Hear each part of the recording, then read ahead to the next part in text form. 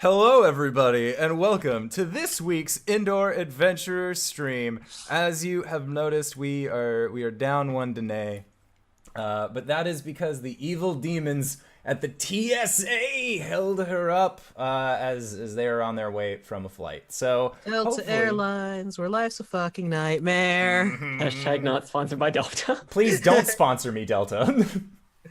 Delta, please.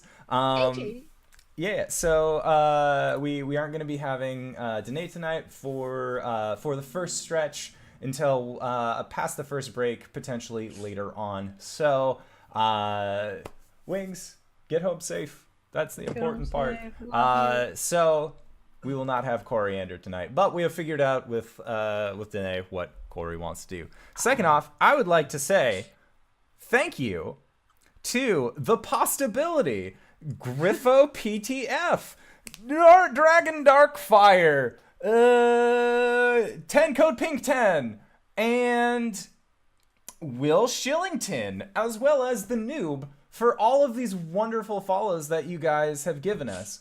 And for all of you listeners, watchers out there, you might be wondering to yourself, my oh my, there seemed to be a lot of followers since the last time that we did this show, and the answer is because we are currently doing a giveaway, and I will put the giveaway link in the chat. But basically, this giveaway is that I have been blown away by all of the support that our audio cast has been getting over this last. We put it up in August. It has been 3 months of the audio podcast, and we've already hit over 1,000 listens, which that's preposterous to me. So I decided, hey, I have a copy of Waterdeep Dragon Heist. I have a collector's edition of Xanathar's Guide to Everything that I know that I obtained a second one, and this is brand spanking new. This one looks nice and pretty. And I also picked up some other prizes, such as the Mimic Dice Pouch, which he's a real cutie. I had him full of dice earlier for pictures, but it just didn't end up going. He can actually fit a surprising amount of dice. Has a little lanyard thing on it. So you can actually take him around with you places, which is really neat. And then also giving away the Waterdeep Dragon Heist dice set that are going to be coming out later this month. So by the time that the contest is over, you shall obtain these dice from us as a means of thank you. But the only way that you can do that is by entering into the contest, and that link is in the chat. Also, another point of order, we are doing a 24-hour tabletop stream this coming Saturday, and you know what? Next Monday's game is going to be really interesting, because that's going to be me just like, my brain's blown out. You guys fight a giant. I don't care. Like, no, we'll still bring it. We'll still do our best to bring it. But we're going to be starting at midnight on Saturday the 10th and playing for that entire 24-hour stretch, the entire time raising money to help sick kids through the Extra Life Foundation, where we are going to be, some of us have gathered together to help donate money for every new follower, every new sub to the channel, because I have been in your shoes as well on Extra Life, where I want to help support somebody's charity efforts, but I have no money. Well, if you are in that similar situation, just give us a follow, and then we'll donate the money for you. How does that sound? Super easy, right? And it helps us sound good, because that way you're listening to the show and watching the show, and that's a fun time. Super quick, super painless. I like doing stuff like this. But that is it for my announcements at the beginning of the show. So let us get right into it. So last time we left off, we had our Hollantide Festival after you guys had defeated an ogre and some wolves named Bitey, Bitey, and Bitey, and received yourself a wolf pup named Cybra, or that you quickly named Cybra Blood Drinker. It was a cute little wolf pup, and you guys made your way to the town of Silt Creek. Upon entering into this town, you realize that you were in the middle of a autumnal festival known as Hallowed. And in this festival, what you had to do was compete in a series of feats that involve either eating a lot, drinking a lot, or lifting a lot of heavy stuff. This seemed like not a very complex harvest festival, but a harvest festival nonetheless. Everybody was wearing papier-mâché masks and having a good time. That was until the Harvest King had been announced, a man named Galavan, who looked mysteriously like one Gaston of Disney IP. And as he was being brought all of these gifts for the King of Hallowed, a young boy decided to offer up his wolf plushie, and upon the nose of the wolf plushie touching the crown that the King of Hallowed was wearing, there was a flash of vibrant light, where some of you saw a ghost possess this Galavan, who then summoned a scarecrow to his aid, and his scarecrow was in the middle of attacking towns members while he tried to escape. But you guys were having none of that, and managed to turn the ghost out of Galavan and deal with a scarecrow.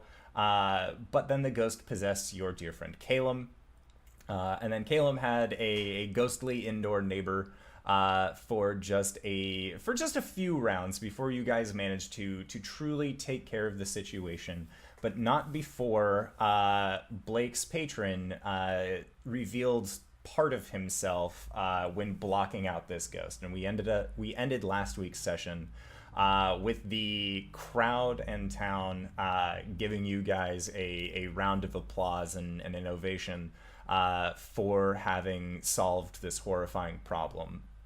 And you see that Cori is kind of like takes note of the situation and just looks at the three of you. Caelum, you're getting better at talking, right? Yeah. I'm gonna go take care of the wounded. You please just talk with them. And she runs off, and you see her start using lay on hands on the people that the scarecrow had actually dropped down. Okay. Who's is the child alive? So you go up to this child, and as you look at this tiny form, you see that the face on it has aged a good 30 years, and the hair is shock white, and they don't seem to be breathing anymore. Almost like the stress that they had gone through during this time had actually caused them to expire.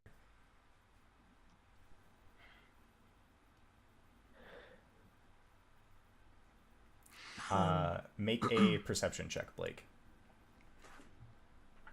I'm gonna go get my baby. Okay. My puppy. 21. Okay. So your eyes are actually drawn to the plushie. Of course it is. Yes. Why wouldn't it be? But when looking at the plushie, you take a quick look, take just a quick look around it, and thinking to yourself about the contact that this plushie had with the crown, you check out the front of it, and you see that where normally it would have either a hard collection of velvet for a nose, or a small button, it actually looks like it was a small jewel that seems to have cracked. Can I make a Arcana check to see if I know anything about this sort of gem? Yeah. Make a Arcana check. This wouldn't involve undead, would it? I'm gonna say yes, because it was in relation to this ghost. Okay, well, I'll take advantage, if that's okay. Sure. 17. Okay. So with your 17, You know that in very rare instances, necromancers have been known to take a soul that is inside of a mortal being and then store it inside of a gem of sort. And so you are kind of getting the feeling that that this elven spirit had been trapped inside of this gem.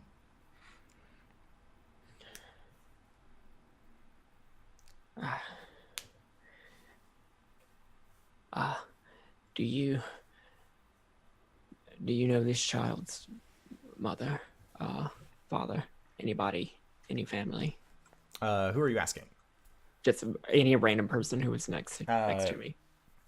There is one man and an older woman coming up to you, and this younger man, you see him kind of like arms around this 70-year-old woman, 75-ish-year-old woman, and he just seems to be holding her very close. And then they come over and they look down at their son, that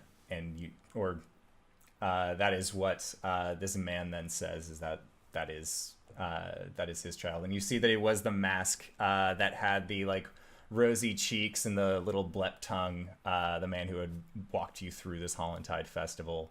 And he just falls to his knees and he starts touching his boy, and he kind of like pushes you off a little bit.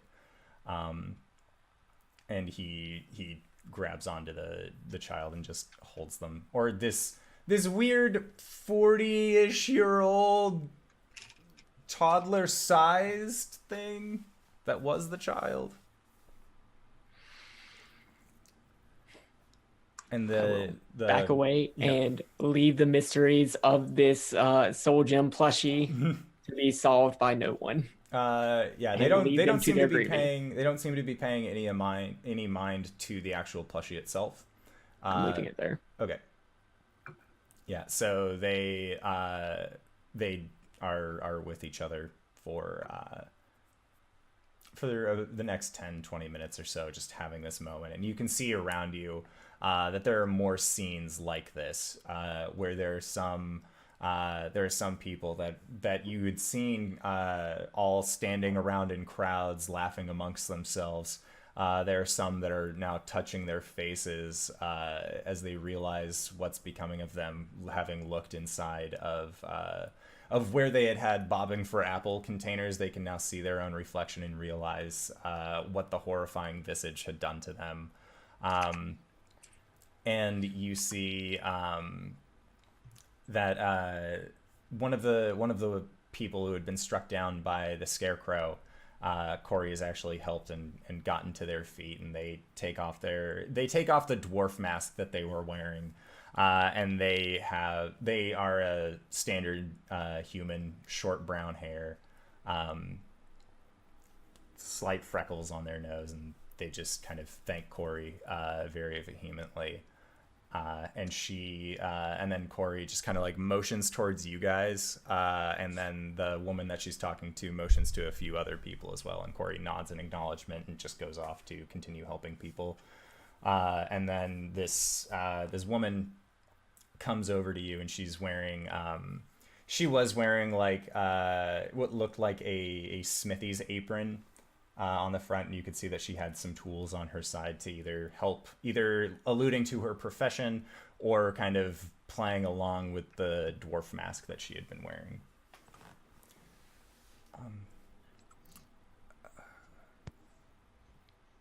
I can't really start other than thank you. You all saved me. You saved this town.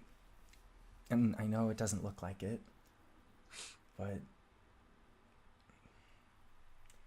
small towns like these, we usually bounce back. It's gonna like push Caelum forward. Okay. He's doing like the heel scrape as like he's getting pushed forward. Yeah.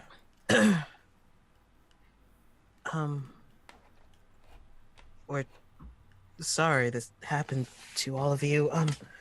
Is there anything we can do to help?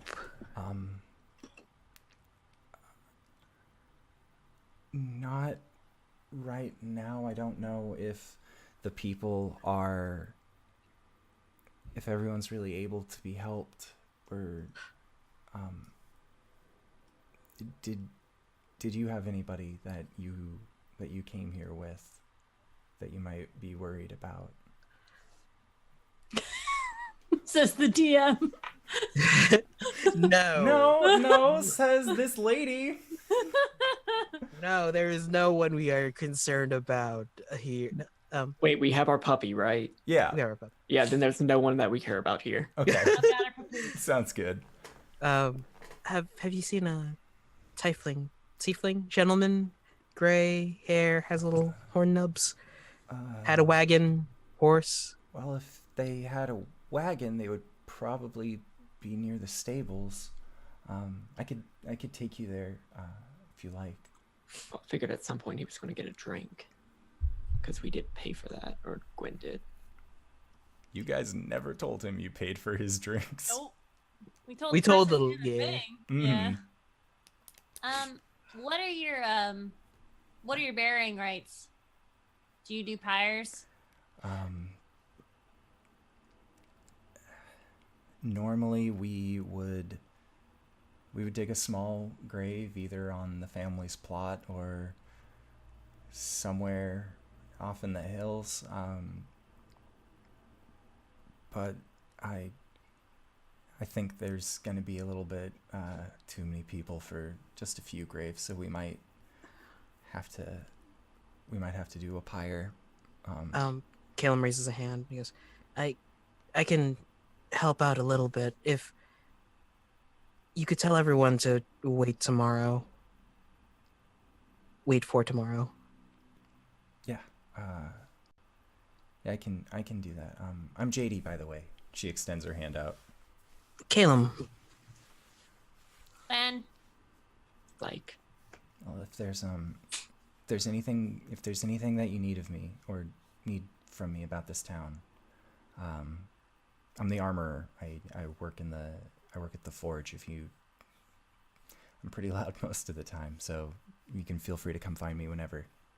well, if we're going to be lighting a few pyres, would you mind finding a couple of axes? Maybe we can at least help get the wood. Yeah. I should have a few of those. Yeah. Also, if you have quill ink and parchment, I could use some of that for tomorrow. I might have some drafting paper that I haven't used yet. I'd have to check. Do you guys have any place that you're going to be staying tonight? No, we have a tent. We have a tent. we do have a tent. You can stay at my place. I have plenty of room. It'll be nice and warm. And honestly, I'm a little spooked by... Is it a human? Yeah, it's a human. I'd like to insight check. Sure. Since I checking you, JD. 19. Okay. Yeah, she seems terrified currently. She is putting on a very bold face as somebody helped her in a time of need, and she is trying to do her best to help others in their time of need. So she seems very forthcoming with her request of just, I'm scared. You guys beat a ghost. It'd be sweet if you stayed in my house. Two of us did have ghosts come out of our bodies. Yeah. Three of us. All three of us did. I Caelum had my- technically Oh. did. Yeah, you had Can your I- spirit, I had spectral dragon, and then one of us had a ghost. Mm-hmm. Can I medicine check Gwen? Because is she like black and veiny? Yeah, make a medicine check. I'm fine. 23. All right. So with her 23, as she says, I'm fine. Now that you've gotten a better look at her, since the tattoos have all started to fade away, you see what look to be 5 strands that are about as wide as fingers that seem to have come down from shoulder to hip across her chest like a bandolier almost.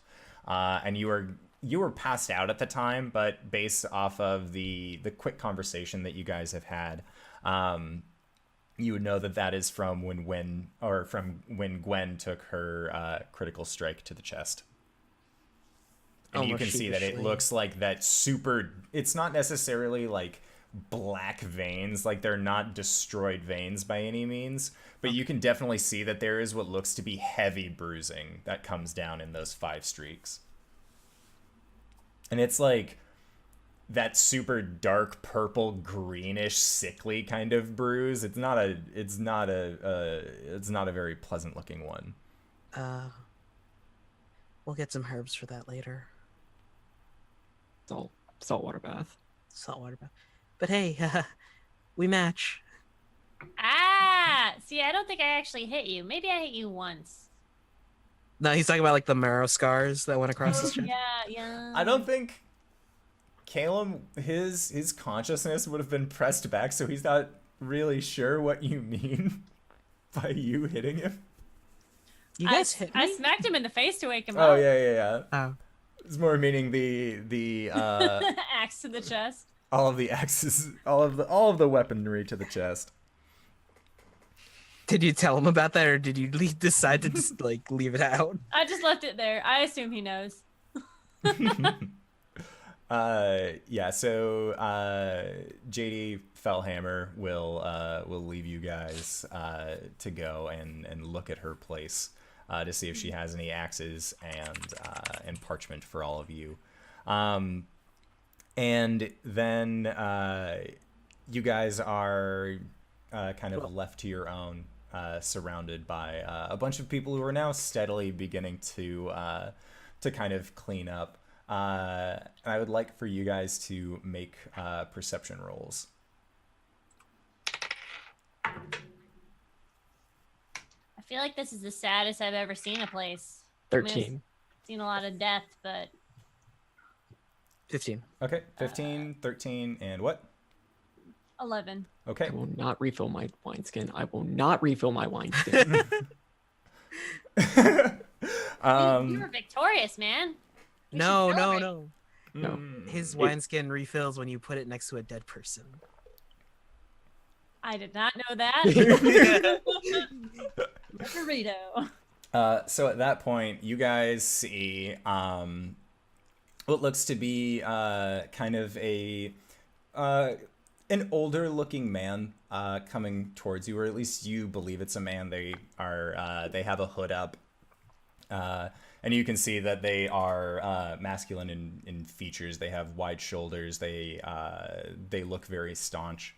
And as they come over to you guys, they peel back the hood, and you can see 2 little gray nubs and 6 fingers on each hand, but the face looks 30 years older. And What up, dude? Sir, can I help you? you would not believe the luck I'm having. They're going to be looking for a 20-year-old man to pay off that debt, and here I am looking 50. As far as everyone knows, my name's Peter. It's always been Peter. All right, Peter. Who's this guy? It's Parnell. We can say it, the 4 of us. Oh. But everybody man. else, it's Peter now, okay? Parnell, walk away. All right, Pete Spagheets. You have a good life, sir. I'm gonna go get drunk. Oh, I paid for some drinks. I don't know if they're still doing it because of this stuff. Say goodbye.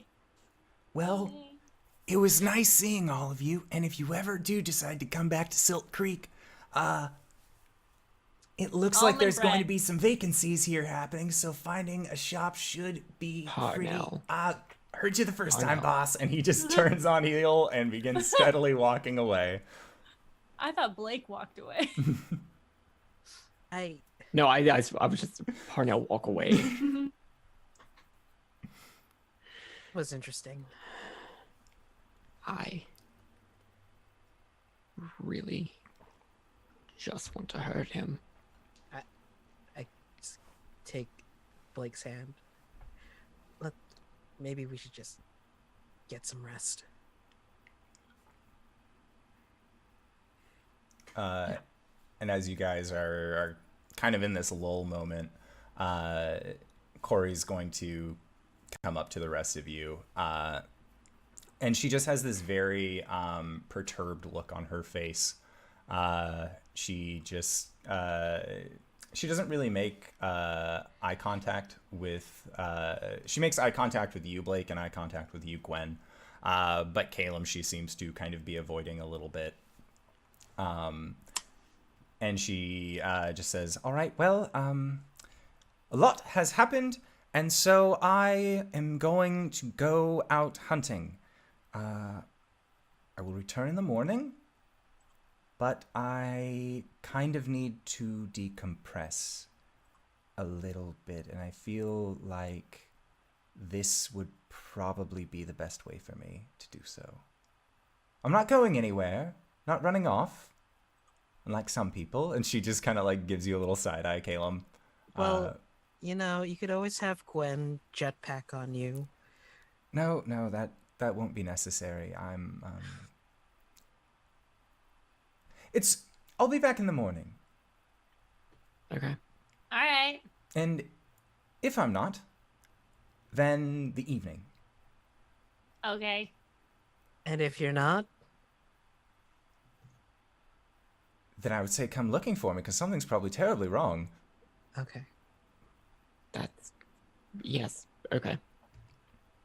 Right. I promise I won't be too far off. Okay. And then she just kind of she gives you all a hug, if you will let her. And then and you can see that the one that she gives Caelum it's a little bit longer of a hug, but it's more of a tighter squeeze to kind of just like really just like put that in there. And then she walks off. And she just seems to be heading off towards the fields in the foothills.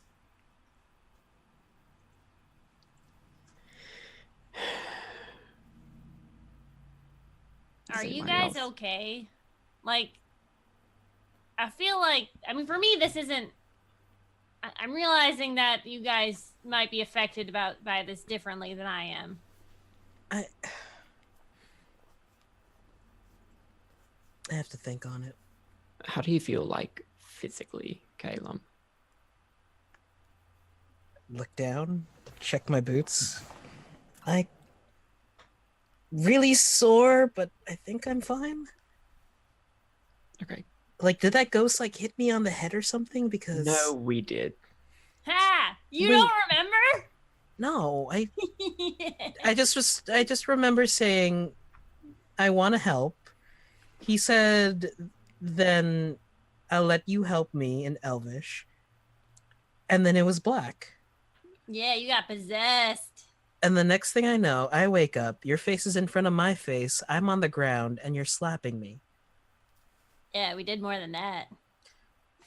He walks backwards like he violated. No, man, no. I mean, like, we kicked the shit out of you. Oh, why? I mean, you kicked the Like- shit out of us, too. You held your own. I mean, if you don't hold back, you can do a lot of damage. So, we, Gwen and I, don't have any way to, like, get ghosts out of people. Hmm. Yeah, we do. That's not something that I studied. So, we had to beat you unconscious. Oh. You know, in that situation, just like a minute of just.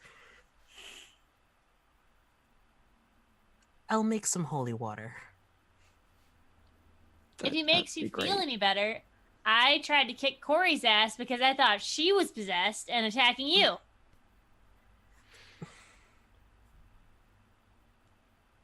Is this what happens when I help people? I mean, no, it happens when you help ghosts, so no more helping ghosts?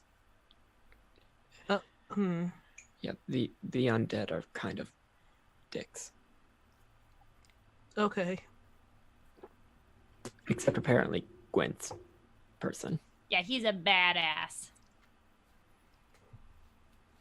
Like camera Okay. views back, and you just see this Goliath just. Yeah.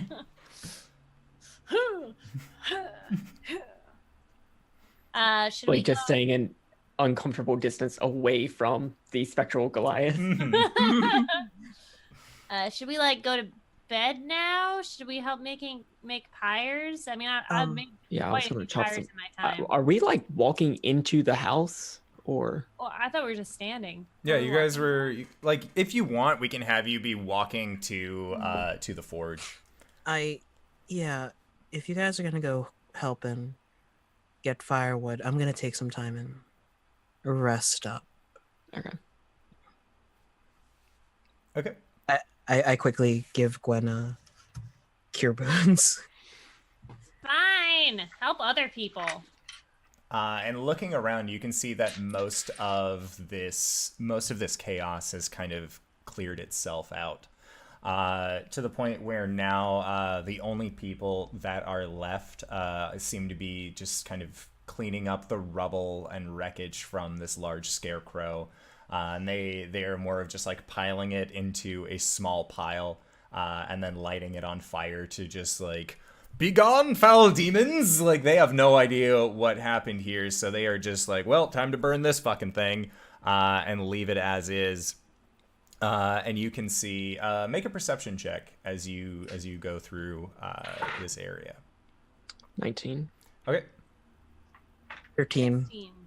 Okay, so the 19 and the 16, you guys end up seeing on the ground near where Cori had initially cast the Turn Undead spell, that there is the wooden crown of the Harvest King, of the King of Hollantide, that just sort of seems to have been kind of brushed off into the wayside. Should I stomp it? No, I think that's like a tradition for them. It would But sound what like- if it was possessed? I don't think it was the possessed thing. But Why? you remember the child's plush? I couldn't see over anyone. I'm Oh. 3 foot tall, Blake. Sorry, I thought you might have been able to see between people or something. Continue. So the child had a wolf plushie. Yeah. Mm. It had what I think is like a soul gem or something in its nose. Whenever it touched the dude Gallivant. Gallovan. Whenever it touched Gallivant, that's whenever he got possessed. Oh, so the crown's chill? I think so. All right, I put it on my head. Okay. Blake and Caelum make another perception check as Gwen has this on their head. 17. Okay. 22. Okay. So with your 17, you realize that this has a lot of wood elf iconography kind of placed around the crown. And with the 20 plus, you can see that this crown actually looks like it is from one fused piece of wood, almost in the same way that Cori's lute was made, or her ukulele was made, in that it was created. It wasn't necessarily crafted. And you can see on the front part, right above where the forehead would be, that there actually seems to be kind of tucked in the back what looks to be a missing slot for a gem or bead about yay big, which Blake, you would know would be around the size of the plushie's nose. Okay. Oh, I want brains. I start like shambling forward. I'm very uncomfortable and would like you to stop. Caelum raises his shield. I thought it was funny. Sorry. I'm gonna put the crown on the stage. All right, well, let's make some pyres, I guess. These guys don't seem to know what they're doing. Yeah. Well, save the pyres for tomorrow. Okay. Do you have a plan or anything that we should know about? Yeah, I know a little bit of funeral rites. I can help out in that front.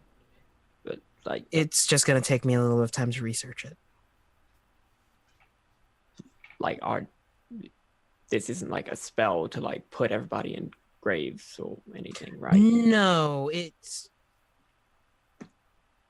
protects the people interred so that they can't come back as undead.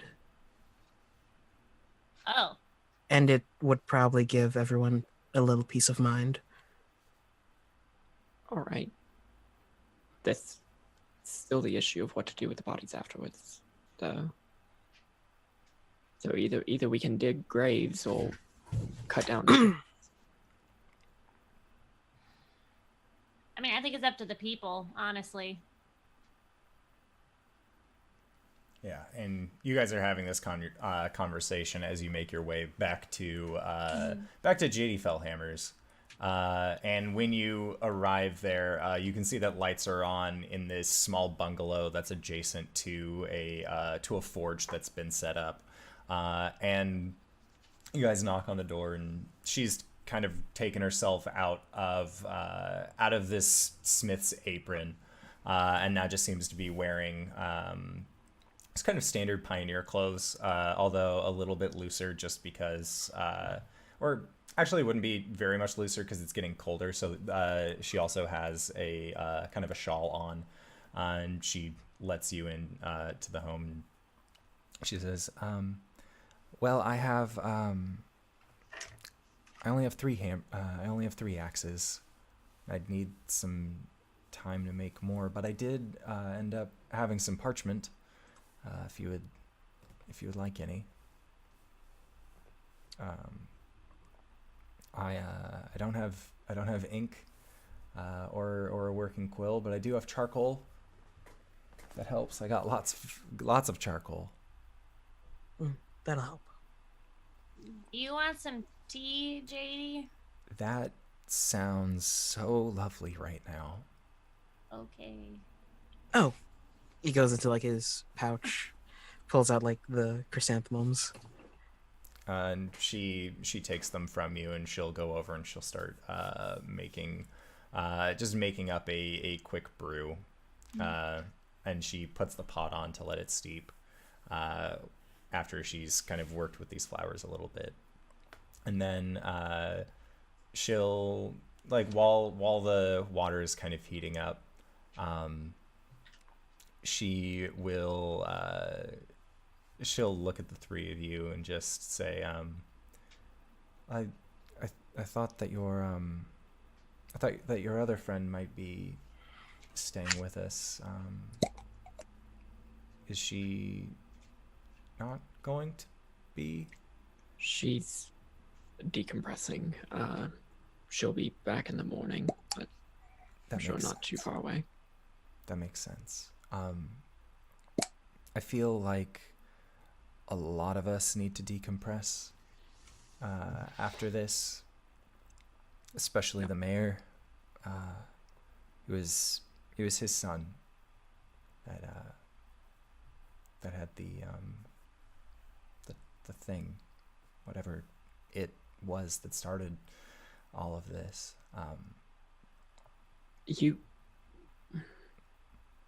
You wouldn't happen to know where he got that, would you? I mean, it was about a year ago, if memory serves. It's not exactly something that's hard to forget.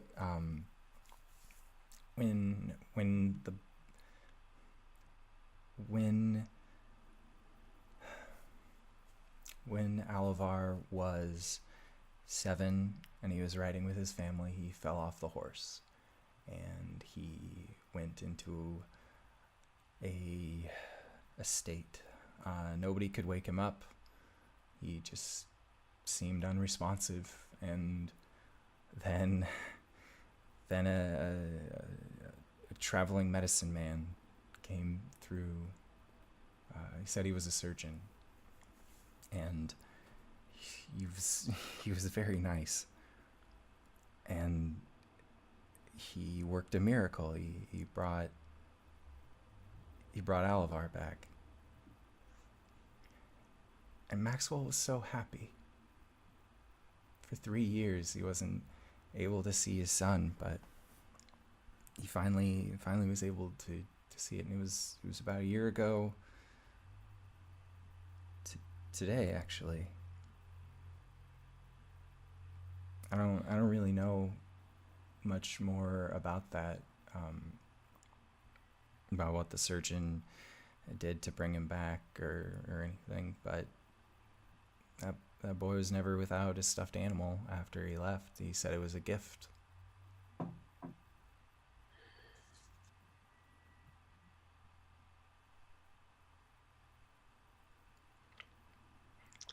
right. And at that point, you hear the piping of the tea kettle, and she'll go over, and she will then pour out. She'll ask who all wants tea, and she has 2 cups, and then you see her pull out some other like a vase that has some dead flowers that she kind of empties out, and then she pours hot water into that. I'll I'll take pass. space. And so she'll pour 2 cups of hot tea, and she'll hand one to you, Blake, and then she'll keep one for herself. And she just kind of sits down on this nicely carved wooden chair.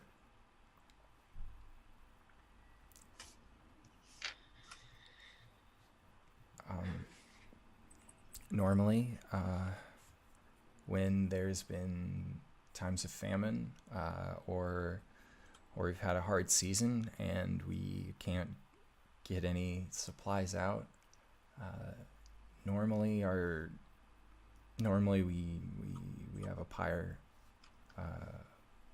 wield a series, and I think that even though we've had a hard time tonight, I think that the fires would probably do people some good to just kind of have a light when it's so dark out. She just continues to sip, and then she looks at she kind of like continues sipping, and she says, but the only wood that we really have access to is from the orchards, and if we cut those down, then, well, that's kind of just throwing away some product. We used to have some woods around here that we would go to, but an owl bear's taken up residence out there. What about the stage? It's not going to be enough. It's not going to be nearly enough wood. Oh. I'll go out into the woods and cut down some trees. Owlbears are notoriously territorial. That's okay. I have a wolf pup. I'm good. We are not taking the wolf pup. Oh no, God, no, nope. Cybra. No, you get this thing here. Would you mind watching our baby? Yeah, I could do that. Give me 4 hours. For what? Research. I'll watch the pup. Okay. Oh, okay. Blake is gonna pick up 2 of the axes Okay. and hand one to Gwen. Gwen pulls out from her. Don't damage your weapon. They're fine. That's what they're for. I am literally carrying 2 axes, 2 daggers, my other axe, and a javelin. You have javelins? I do actually have a javelin. I'm pretty sure I chopped it in half. And you can check out what else Gwen has inside of her bag using the powerful tool of D&D Beyond with the Twitch extension. Yeah. Yeah. Yeah. All right, then Blake's just gonna put one down, sort of like dejectedly. I appreciate your assistance. Are you No. coming with me? Yes. Okay. Don't go too far, guys. Nah. I Did Caelum heal me? Yeah, you heal 12. I would recommend probably going in the day, if anything. If you were to go out right now, I mean, we've all been through a lot tonight, and they are nocturnal creatures, so it would probably be better to go while it's sleeping, if anything. God, I just really want to hit something. Do you want to hit me? No. No. Why? I just healed you. Oh, I guess that's true. If you... I mean, we could go break down that stage. If you want something to do. Are we gonna get into trouble for breaking down the stage, or is that like there year round?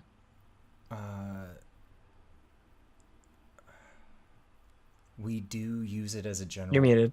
Oh. We do use it as a general purpose stage.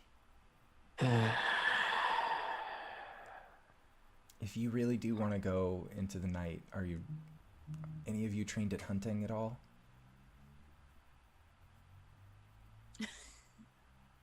Well, I hunted not really, just animals, I guess, but same thing. She kind of looks at you quizzically when you say that, but she sees that there is truthness in your eyes. Because your haunted one feature totally makes this work. From your background, these people are generally willing to help you, even if you've seen some shit. I don't think I'm haunted. I think I'm a faction agent. What? I thought you were a haunted one. Mm-mm. Well, I'm a faction agent. well. Fuck you, no one's gonna help you then. Well, Nope. yeah, she kicks you out of your house. Get the fuck out. Just blood hunters. Yep. Yeah, and so she is she still believes you that you... I mean, she saw a like dragon spirit thing emerge out of you to push off a ghost that was trying to possess you. So she's like hands up like, yeah, that's probably for the best. But yeah, so she agrees that she'll hold on to your wolf pup if you guys do want to go out if you do want to go out hunting this creature. Dude, whatever you want to do, I'm down. Are you feeling all right? Yeah, no, totally fine. Not uncomfortable by this at all. I'm gonna motion for you to come down to my level. I'll kneel. I don't do well with sad people. Especially ones I don't know. This scenario is very common to me, but from the other side. So it's really awkward for me. To do what? To be around sad people. Because normally I'm the one pillaging.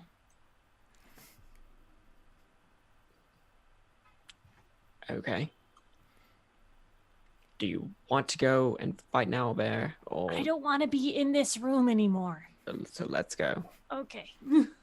Yeah. We will be back at some point. And she'll give you directions to where this forested area is. And you realize that it's only about 2 hours away from where town is. And so you guys begin your trek through the night, having left Cybra in JD's good care, as you guys make your way out into the night. So you are, you guys are making your way through this field, and you look up and you can see that it is about it's about 2/3 of the moon full. Yes, Caelum. Caelum would have stayed behind to meditate Okay, in trance. sounds good. Once we get a distance away from town, I'm just gonna kind of stop Blake. Sorry. We don't have to go hunt this thing. I just didn't want to be there anymore. Okay. But you want to just lay in the grass or something? Sure. Are you okay? No, not really. You want to talk about it?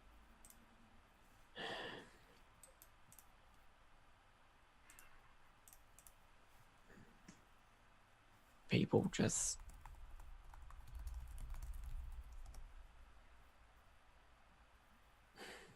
I don't know, for the past few days I've just been feeling so fucking angry.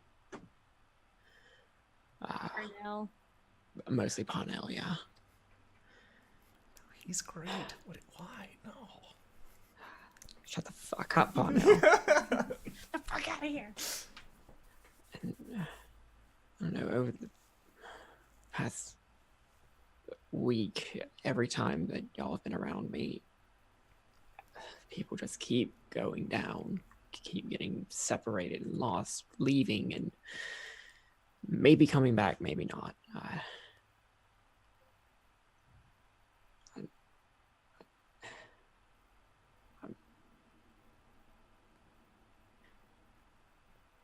I want to keep us together, but I'm so afraid that people are going to die. What was your group like before you got with us? I didn't really have one. Well, before this, I never really left the sanctuary that often. Just a bunch of humans and one half-elf girl. well, I've spent most of my life, I've spent a lot of my life living with a tribe. And we travel and people leave and people die, and that's just kind of how it happens. Usually the bigger groups, it's easier for someone to get picked off, especially like the young ones or the people who can't travel. They just get left behind. I'm not sure that I agree with that, but I'm, more comfortable in that situation. And I can tell you, like, I don't want anyone to go anywhere. I'm not going anywhere. I trust that Cori is going to come back because she's just kind of flighty, and that's just how she is. She's an elf. I mean, she might be in the Feywild right now. I don't know how that works. I'm assuming that's where she is.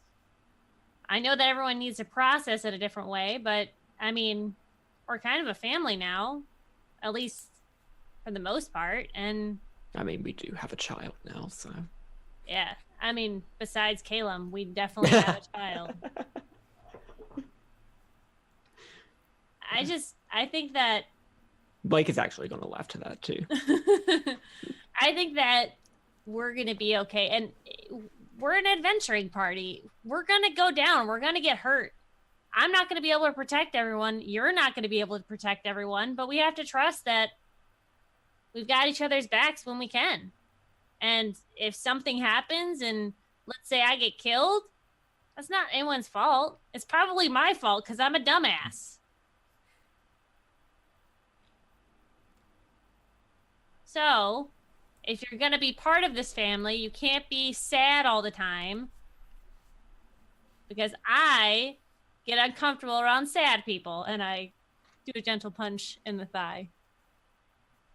All right. Okay? Because if you are sad all the time, I literally will kick your ass at some point. I think you already have, actually. Yep. All right. Now tell me about the stars, because I only know what I know. I think everyone sees them differently. And I lay back in the grass. They're just stars. No, they're not. Get down here. And I yank him. I'm going to start telling him about all of the Goliath constellations and the great warriors of the past that are up in the stars. for a little while. Sure. Yeah, and you point out to Giant One to these figures in the sky, and a lot of the Goliath constellations are also very much tied to giant constellations as well. So you'll point up and you'll be like, there's the Eye of the Maelstrom, and you'll point, and it's and you kind of point out this figure, and it looks to be a just this large giant figure, and you can point out like, oh, it looks like a javelin, but because of where the stars are spaced, it actually looks like he's throwing lightning. And then there's another one where you can show you point up and you say it's the Contemplator, and you see that there is, and you kind of point out the structure, and it is a you explain that it is a giant, but the way that it's sitting is that his hands are kind of in front of him, and his legs are kind of out, and he's brought down a little bit to almost be like he's sitting down. And you're kind of just pointing out all of these different constellations. And about an hour goes by of you guys just kind of laying in this field, and it's getting a little cold, but it still feels nice to kind of just be out of the dour town of Silt Creek. See? Way more than just lights in the sky. I mean, I guess we only really use those for, like, navigation. We use them for storytelling.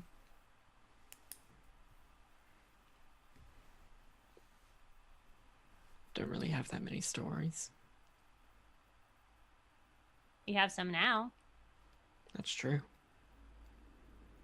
What about that time that we kicked the ass of the people who sent a whole tavern to sleep?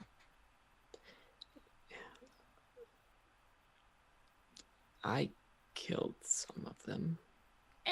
So did you. It happens. I didn't realize it would be that easy. Yeah.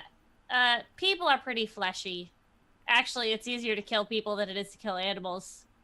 They're not used to it. Being hunted, that is. It's bad that I know that, and I'm sorry, but, you know. Yeah.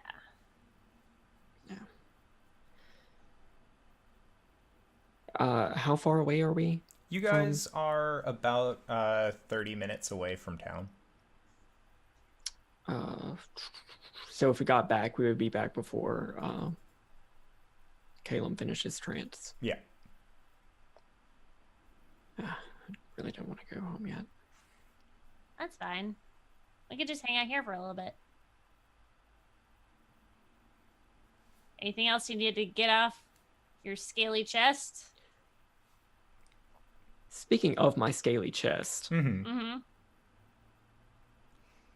how's it feeling? It's feeling so delightfully warm on your chest. And it's I say delightfully warm as it is a very reassuring warmth. It feels almost like in the way where if you've been depraved of physical contact for a while and then you get that first hug, like that is kind of what that feels like, but more just like you feel it pulsing and spreading out through your chest with every beat of your heart. Great. Not from me. No, Okay. not from you. Nope. Is this a metaphor? Mm-mm. This is a feat, baby. Yes. But yeah, you feel it just kind of pulsing under your leathers. Whenever we were fighting the ghost, did you see anything? I mean, I saw a lot of things. Are we talking about like Caelum being possessed, my spirit coming out of me, or your giant dragon thing coming out of you? That one. That's the. Yeah. Okay, so I Is wasn't. that your dude? so I wasn't fucking hallucinating. I mean, I think so. it's a dragon, Yeah, like a full dragon. I think so. I'm Is it not entirely alive? sure. We haven't really had the chance to talk about it. Solid. In fact, I didn't realize that he could talk to me until earlier today. Do you want to see if we can contact the spirit world?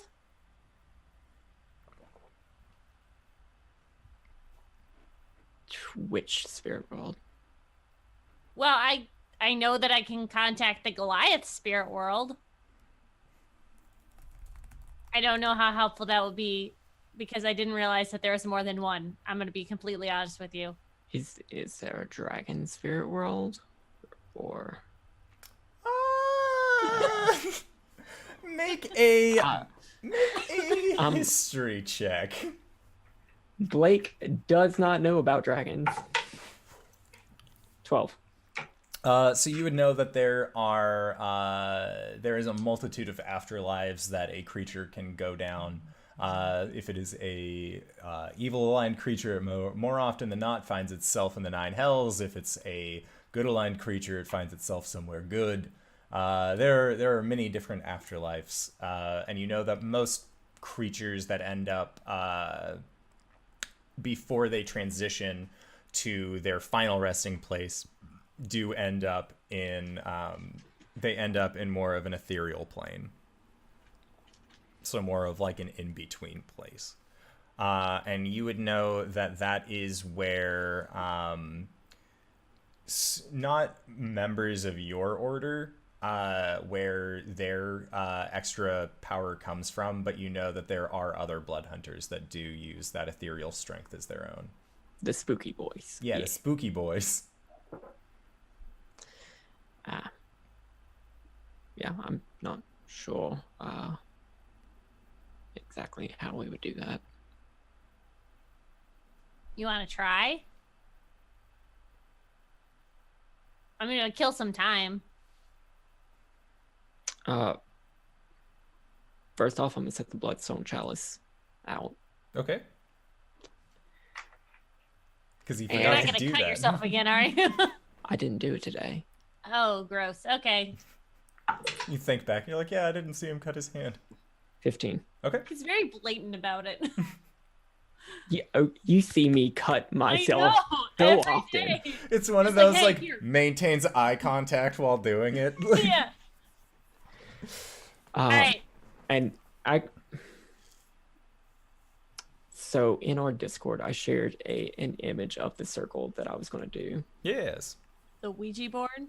The sort of Ouija board. I'll post it on Twitter for everybody else in a little bit, whenever we get a break. Yes. But it's going to be pretty much Makoth's outer circle, where it has a hexagon and then a triangle, points coming in, and then a circle in the middle, which is where I'm going to have the bloodstone chalice, and I'll trace it in the ground with just a stick. Yeah. Well, shit, this is a lot more interesting than what I was going to do, but okay. And then I want to trace the outer circle and the inner circle with the bleeding hand. Yeah. Okay. Are we doing magic? Is this magic? It's not really. Oh, okay. Okay. I don't do like magic, or You do- I didn't, but runes, sigils, stuff like that. I can do that. All right, cool. Yeah. I can play a flute. I don't know. Maybe he likes music. Yeah, I mean, I was going to play that. That's what I was going to do. Okay. But I don't know how it works. So I'm going to... Why don't you sit on the ground and I'll sit... Don't get excited. I'm going to sit in your lap and then I'll play. So that way, if the spirit world happens, you'll be there. I'm not sure that'll be safe. Why? Dude, it was one time. We can just leave it at that. You don't need to. We don't need to make a thing of it. So the last time that I came in contact with this creature, he killed a fucking archangel. Oh. But I'll say that as I start like taking off my shirt. Sure. Dude, And as you take off your shirt, once it's finally down onto the ground, Gwen, you had noticed that Blake had previously on his forearms, he had what looked to be carved in runes in Draconic, as well as along his collarbone and along his back. But you can see now that there are a series of scales that look significantly more different than what they did before, as if they are starting to grow and change and shift, but not necessarily around the scarring. It looks like they are actually growing in that scar pattern to maintain the message that is currently on Blake's body. Is that new? Is that different? What? Your stuff looks a little bit bigger. And Blake, when you look down as well, that malformed part that was over your heart, where it had said becomes the gate, you just see this green pulsing energy that seems to be going in rhythm with your heartbeat. And that is where we are going to call it for our first break. So we are going to come back in 5 to 10 minutes as Blake contacts his patron with Gwen's help. I'm so excited to see what your magic circle looks like on the Twitter sphere. So again, we're going to try and be back in 5 to 10 minutes. So grab a drink, grab a food, grab a friend, come right on back, because that is where we are going to be. All right, everybody, we shall see you soon. Bye. Bye. So my foot's totally stuck in there, right? I'm freaking out. The dog's having a seizure. I still have half a pie left. Relife. Hmm.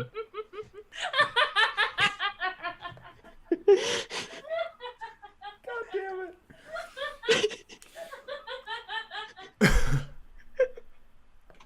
What? Hello, everybody, and welcome back to...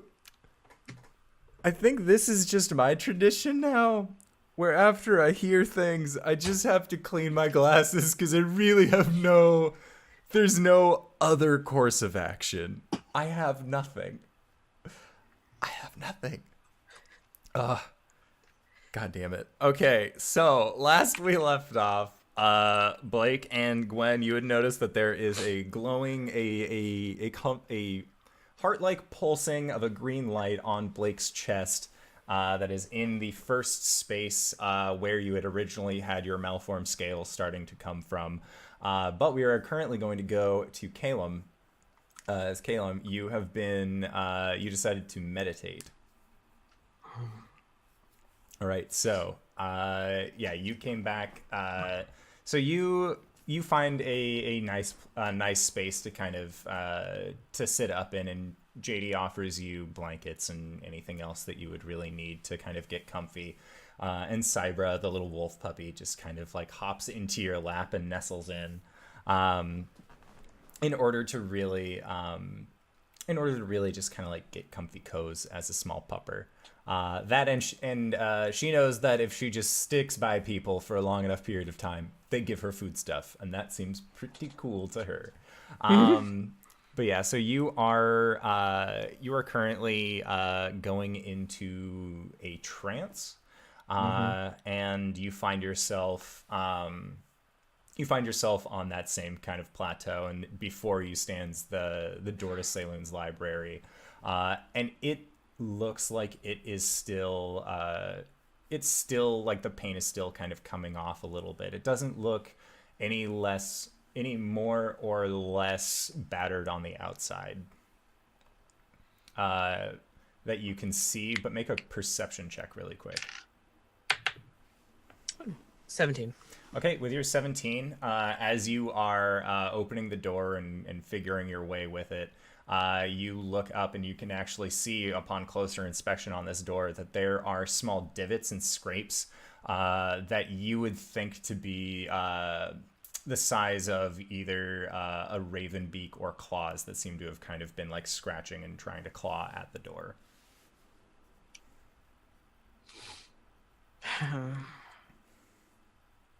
Caelum walks in, pushes the door open with like the key. Okay. And as you push the door open, you actually see that there are 3 ravens that fly out from inside of this temple. Something I haven't tried yet. Am I like fully like myself, like equipped and everything? Yeah, you are fully equipped and you have all of your gear about you. Before they leave my range, Caelum spins, grabs his holy symbol, and casts Toll of the Dead Okay. on the raven, on one of the ravens flying away. Sure. That raven did not get well enough alone with its wisdom save, so roll for damage. 5. Okay.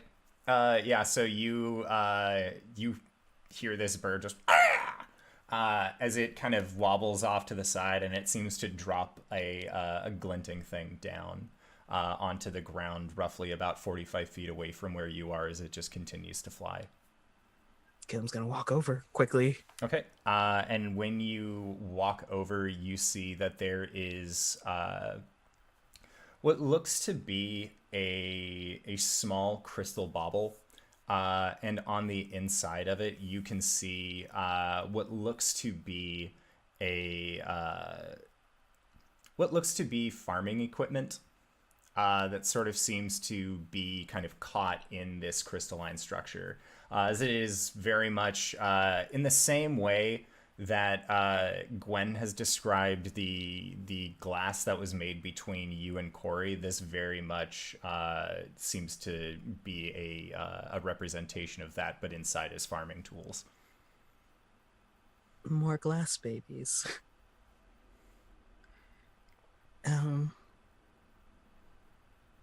Yeah, Caelum is going to look at it, put it in his pocket. Okay.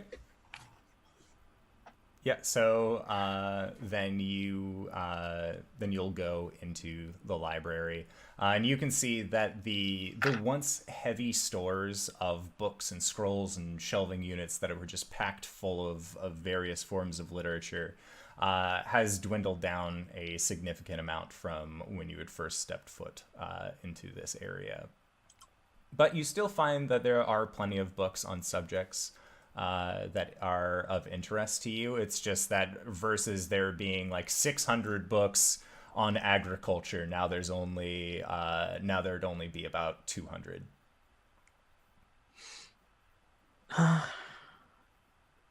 So it seems like, again, like even though there is a plethora of things to read, that there was a lot more initially. He'll walk to the center and look up to the Eyes of Saloon. And they just seem to look through you almost. Fishes around in the pocket for the glass orb and like just raises it up to the eyes. Hello, yes, cat. Oh, hello. Please don't hop on my desk every time you have stepped on my power button. No, I see it in your eyes. Ugh. There. It's a cat stream. Yes, we have switched up to cat stream. Ah. Down you go. You guys hear Krieg's purring? Yeah. Yeah. So what you end up seeing, yes, Kylan, I stole your cat. So you end up raising this crystalline bauble above your head, and you actually see it begin to glow. And as it does, nope. I see you doing it a second time. We've been through this. You can just sit here. So you see this bauble lift over your head, and as it does, the stars that outline the rest of the roof besides Saloon's eyes begin to glow. with this bright silver energy. And as they do, you actually see the eyes themselves form a vertical slit of just this very silverish white energy. And then they seem to fill up the actual paintings of it on the roof. And as they do, the crystalline bauble actually comes up from your hand and begins to levitate into the air. And as it does, you see that there are... Listen here, you little jerk. Stop it.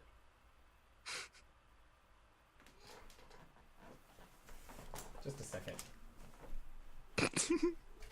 D&D Beyond. D&D Beyond. So if the DM doesn't come back in 15 minutes, I think we're legally obligated to win.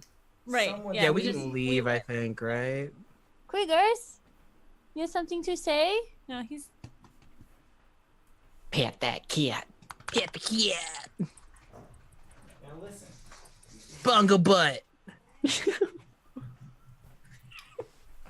gonna be for him to like slowly move up into frame. So sorry about that. You need to calm your shit, Get him for yours. Miss Kitty. So yeah, as this crystalline bauble floats up into the sky, above you, you actually see that there is a small, what seems to be a small fire that appears next to it. And then as it begins, it slowly begins circling around this crystalline sphere. And as it does, you see it hit a specific place, and then it will leave a small mote of blue fire in the air. And it does this until there are 7 different motes all surrounding this crystalline orb. Make a perception check. 22. Okay, so with the 22, you actually start hearing a very high-pitched sound, almost like when you run hot water over ice, and you can actually start hearing a dripping noise that seems to be coming down from this crystalline bauble. And as these flames all begin to circle around this bauble and all begin to just flare up intermittently, you actually see that crystal begins to melt away until eventually, like a celestial gachapon, the contents of the inside have been freed from this otherwise glass casing. And as it does, these little bits of farm equipment then begin to shine and grow larger and larger and larger until the flames swallow them up. And then you see it just shoot down the library away from you. Oh. That's different. A saloon? And you, as you say that, your attention while looking up initially just sort of seems to be drawn away from you to a large tome that rests on a podium in the middle of this antechamber that you have never noticed before. And as you go over, you see at the top, coming from the right hand or coming from the left hand side out, it says saloon ... And then coming from the page, but directly underneath on the right hand side, you see a pen, a quill come up and write, hello. Did I just slide into a deity's DMs? Right in there. Right. Oh, hi. And you see underneath your hi, it says, much knowledge has been checked out. It is in need of return. And then you see a period appear after the return. Right. So, like, how does this work? Do they have library cards, or is there a written thing, or? And then you see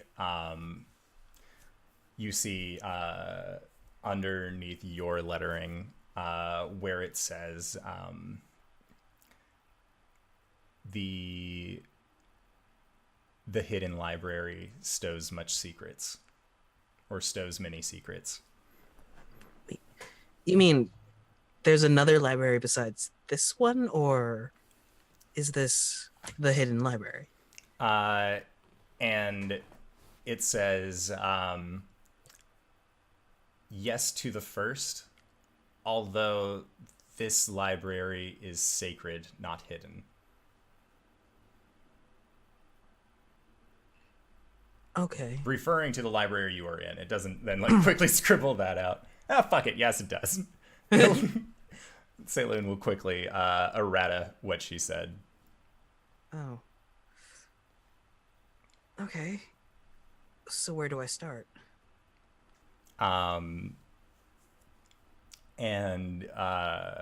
when you say that, it says one travels with you. Who knows where to begin?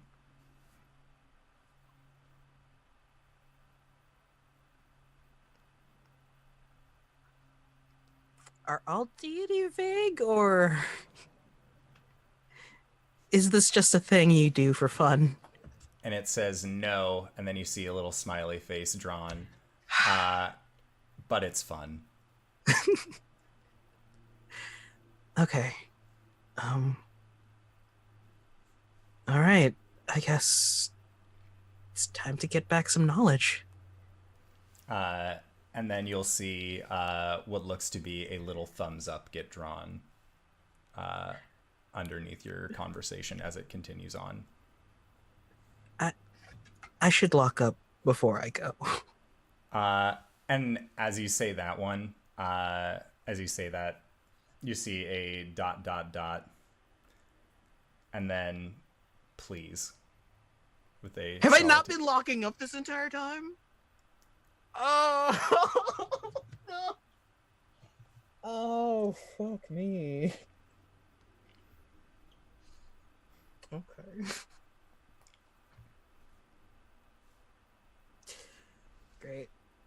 Great. And then after that appears in the text message chain that you have currently going on, you see it scribbles back.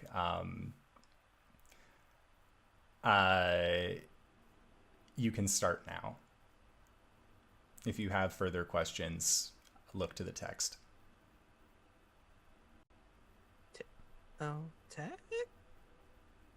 Like back here, or? And it reiterates the books you carry with you. Ah, okay. And then the quill rests itself down. All right. Caelum turns, kind of thinking 5 million miles an hour, steps out the library, closes the doors, locks them. This is weird. Can't believe Saluna uses iMessage. I know, right? It's really outdated. You'd think that there would be some better system. I can't believe Saloon uses a BlackBerry. And that is where that is when you were going to wake up from your trance with little Cybra very, very steadfastly asleep. But you can see that she's just kind of having puppy dreams where her little paws are just kind of moving. And you just hear, need to pee. you can't now, you're trapped. You have a cute animal on your lap. And then that is where we are going to transfer back over to Blake and Gwen. As Blake, you see kind of now as a beacon in this darkness, this just glowing green light that seems to be pulsating. Is it the scarring that's doing that, or is it a Yes. specific It is word? the section before where it says becomes the gate. It is that area right in front of it that seems to be pulsating, much like it was when you had left Makoth's shop the night that you had met your patron. It's just that you had never actually taken off your shirt during that time. Otherwise, you would have seen the same thing.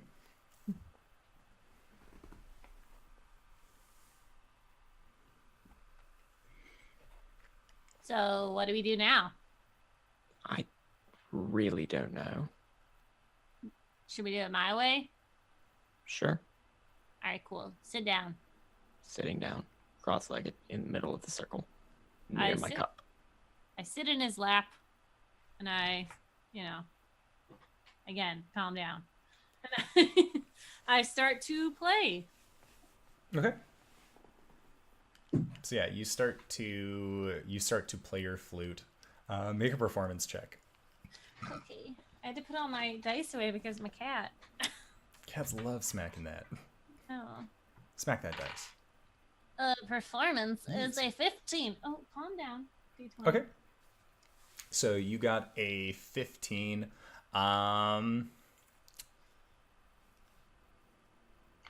Make it with advantage because you have a lot of other stuff helping you. You have Blake's blood sigil that he's kind of drawn on the ground and he is sitting in the middle of.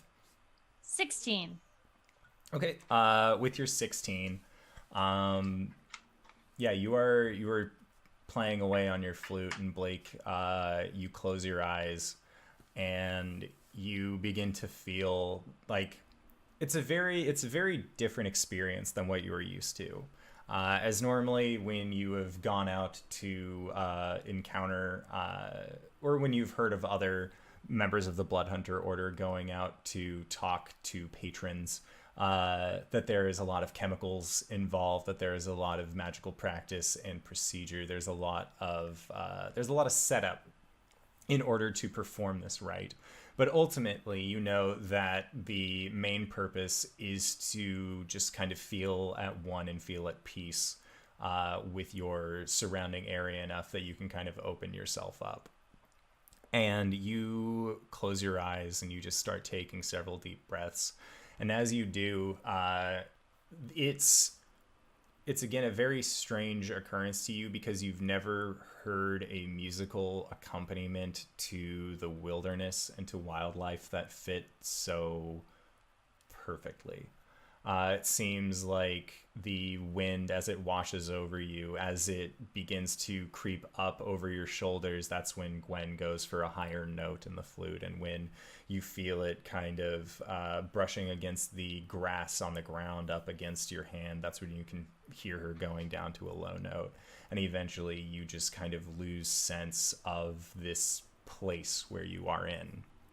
And you can just hear that lute or that flute still continuing to play. But as you do, the warmth that you felt in your chest steadily begins to take over. And you can still hear it very, very far off. But you no longer feel grass under your hands. You no longer feel the wind as it was coming over you in this slow, gentle breeze. Instead, it feels, if you feel a large gust out, and then it kind of comes to a lull, and then it comes back, and it just sort of seems to be this back and forth motion of air. And as you open your eyes, you look around and you can see that this chamber that you're in, this area that you seem to be in, is not where you once were, even though you can still hear the flute playing. But you kind of put your hand down and it feels a little squishy as you kind of press your hand against it. And you can feel that there is a little bit of wetness. And kind of looking around, you can make out the outline of what would be a concave ceiling that sort of just leads way to an archway down. There are 2 hallways, one to your left, one to your right, that you can kind of just see these shapes. But as you sit and as you wait, you hear another sound besides the flute. And that is a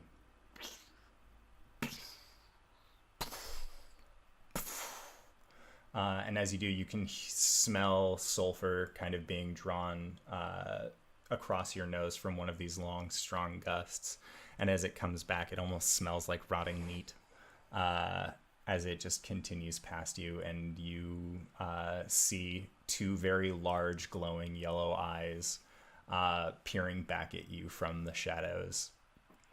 And it leans its head forward a little bit more so you can just see the snout and head of this large draconic figure, which you recognize as a much more draconic version of your own face.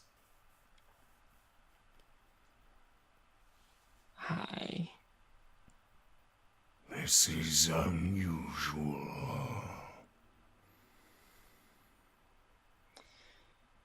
Yeah. I think what you did earlier today is also pretty unusual in my experience. I did nothing but stake my claim.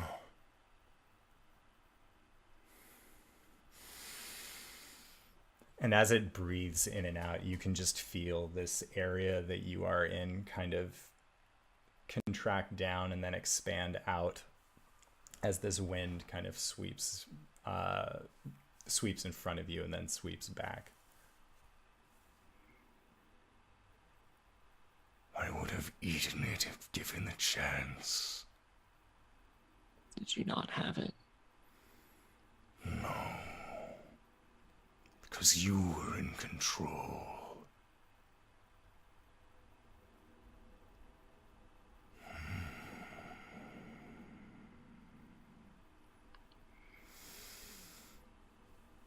What is it you want?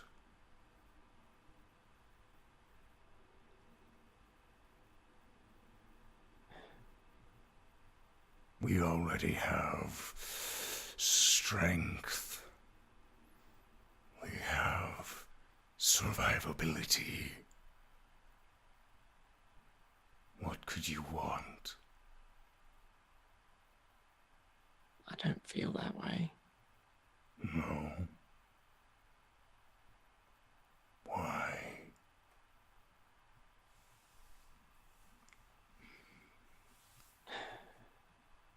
Was I needing to be more convincing last time we met? I really don't remember much of that meeting. I What's your do. name? What's your name?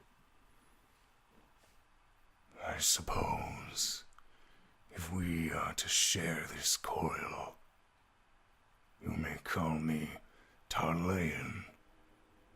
Tarlean? Tarlean Yodaris. Can you put that in Yep, the disc? I definitely will. Cool. I'm Blake, but I'm sure you already knew that. It's so interesting to watch you lie with a straight face. No, my name's Blake. That's not a lie. The hunters gave you this name. That is true. But Blake, you are not. Don't really have anything else. You have the name your mother gave you.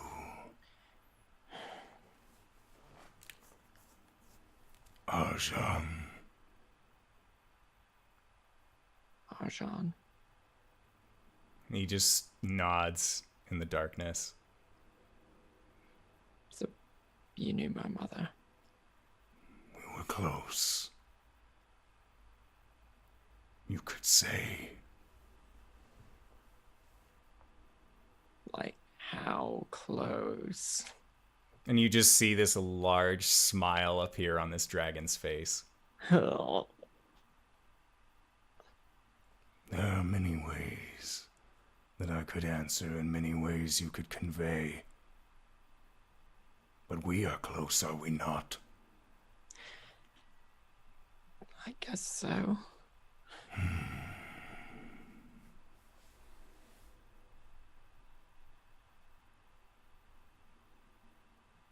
What was her name?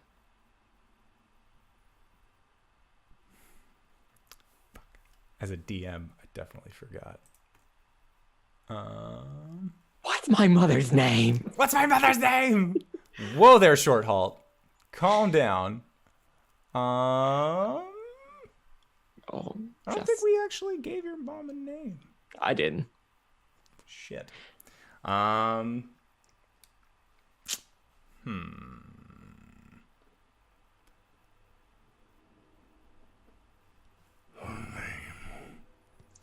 Was Talira.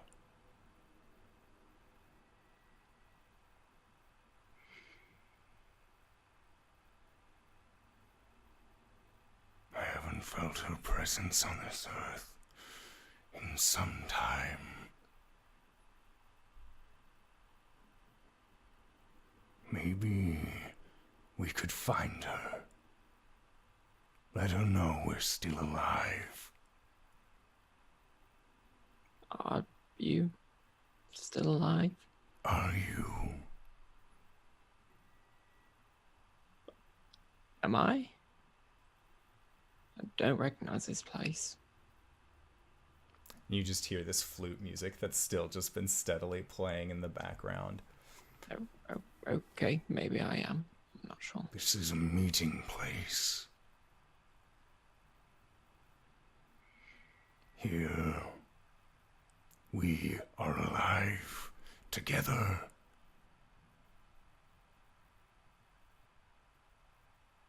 Without this place, it is either one or the other.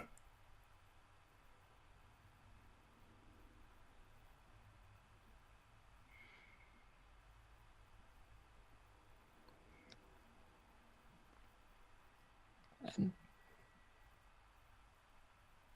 what do you want with me? Greatness. Return of my legacy as something to be feared.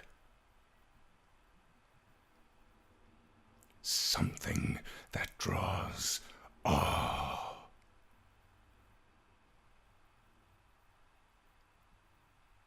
What do you want?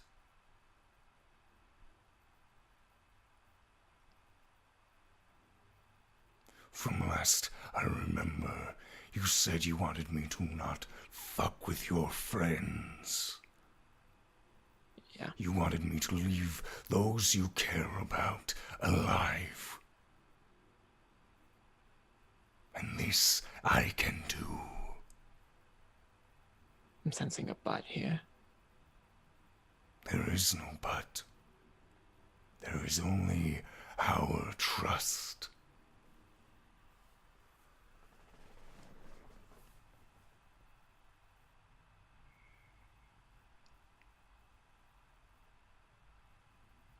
You say that, but you literally just admitted that you wanted to take control of me. As I'm sure you would love to take control of me. No. Think of the power. Think of the ways that you could prevent your very friends from dying if you would only harness what I have to offer. And he seems to be getting a little short with you now.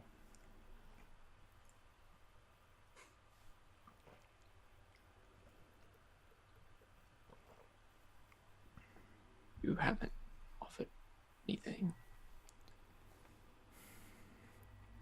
I've offered you salvation at a cost.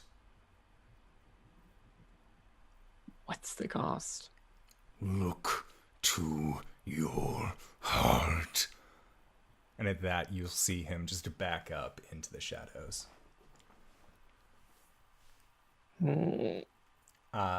And you look down and you can't really get a good angle with your draconic head to really be able to see much of anything. My big old nose. Yep, your big schnoz is getting in the way. But that is around the time that as this creature begins to side into the back. If you ever need to talk, then we can. You'll know where to find me. In my heart. And then that is when you feel this wind that has kind of just been lulling from side to side as these chambers have contracted and expanded. That is when you feel your consciousness coming back to the grassy field under the star-filled sky that you had been sitting at with Gwen. God damn it, I was literally inside my heart, wasn't I? Who's to say? Yes. Yes, you were. Who's to say? Me. I'm the one to say. Cheeky DM. I cough up blood. Okay. Full-on ulcer mode. Yeah, Gwen. Jesus! You just I see mean, him. D&D Jesus! Fang? And yeah, you just watch as Blake just vomits out this blood. And you've seen him, like, he started to retch. And you're like, oh, weird, acid breath going on. But then you just see blood come out. I'm sitting in his lap. Oh, yeah. So it's just as this vomited blood just washes over you. And the fluting is stopped. It is a very abrupt, just very nice, and then sharp. Are you okay?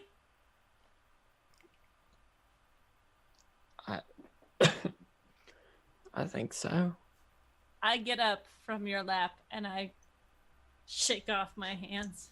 And Gwen, as you do, you look up, and on that glowing scale that had been over Blake's heart, while you had been playing your flute, you had seen that glowing actually increase as you had felt his heartbeat increase as well. But now looking back at him, asking if he is okay, you can see that there is what looks to be a vibrant green draconic rune that seems to have placed itself, that seems to be also glowing and pulsating in the center of that glowing pulse on his chest. It's doing something different now. I can't fucking see it. Do you have a... I take the blood from my face and body and I start to draw it in the ground. Okay. And as Gwen draws out this symbol, Blake, you look down and you recognize that symbol to say death. What is it? Like, where would it fit in the... Where it says becomes the gate on that runic scarring that was over your chest versus across your collarbone, there is one it is now in front of, so you would know that the completion of that sentence is death becomes the gate on your chest, with death glowing in this vibrant, sickly green energy. What the fuck, Endor? Hi, guys. What does it mean? It means death. Oh. Okay, does that mean anything to you? The word itself, yes. I mean, is it because of all the death that just happened? I don't fucking know. Okay. Do you want to take a nappy poo? I really do. All right. Do you want me to carry you back? I think I'm fine. Okay, good, because I can't physically do that. I mean, I could, like, strength-wise, but you're just I'd be just dragging you. I'd be, like, carrying your shoulder. Did you see something? I mean, you threw up blood on me, so I assume that you saw something. Yeah. I did. I think I saw the inside of my own heart. Like metaphorically? No. Oh. Oh. Is that why you threw up blood? Because you were inside your own heart? Makes sense to me. Checks out. I will don't know. pick up my cup, put it back, and guess we'll start walking. Yeah. And it takes you guys about a half hour to get back to town. And Caelum, it is actually right around the time that you were coming out of your trance when you see your friends open up the door. Gwen is just covered in blood. Gwen! And Blake, did you put your shirt back on, or have you just kind of left it off? I tried. That's fair. I told... Yeah, it did not actually, you weren't able to really fit it back on. Did you guys fight each other? No. No. Why is Gwen all bloody? Someone decided to vomit blood on me. Why did you vomit blood? He Because- saw the inside of his own heart. And I talked to my patron. Like, physically ribcage open, you saw past your snout into your beating dragonborn heart. No, he was in his heart. I don't know. It didn't make sense to me either. I just wanted to see if anyone else would get it. Tonight's just weird.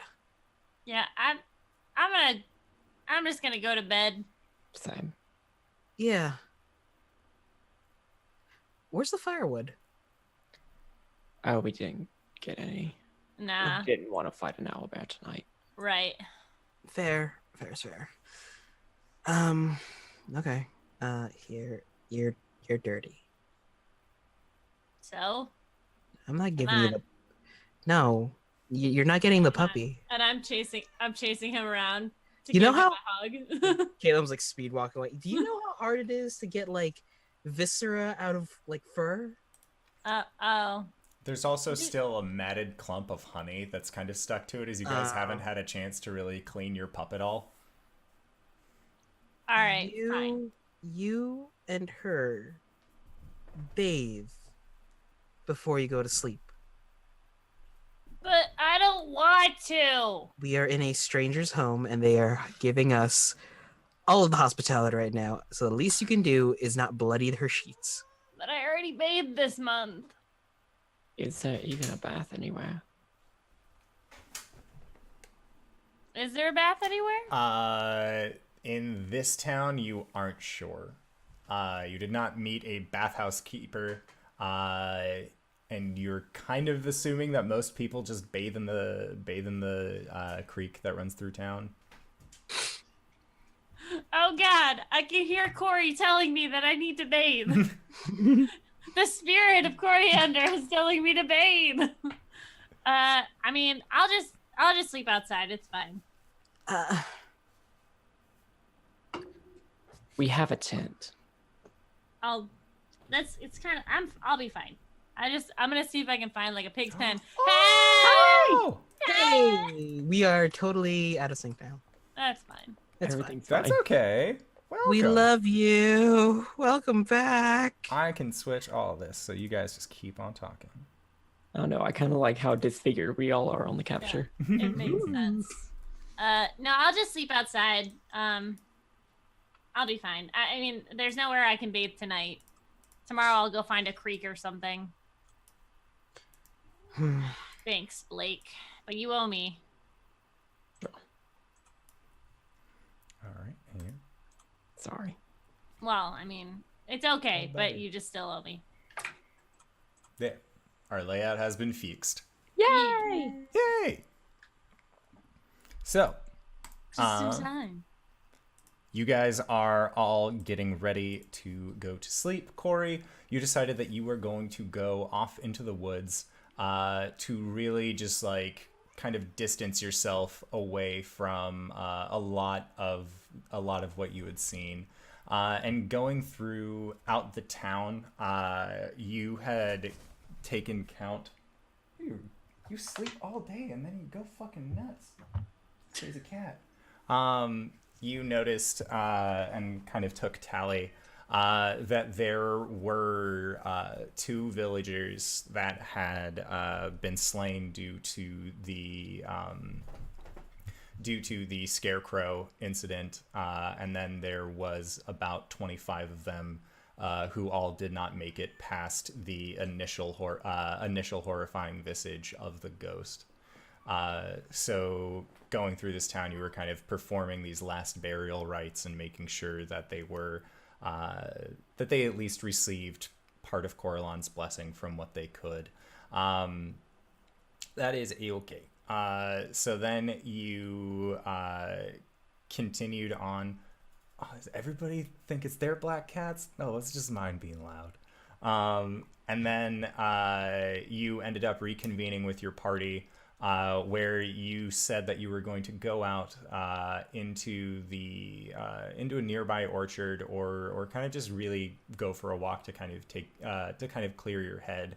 And as you had left, you had seen a gray-skinned, short-nubbed tiefling gentleman who looked like Parnell if Parnell had been aged 30 years, who had leaned into you and said, "It's Peter," and winked at you as you made your way out of town.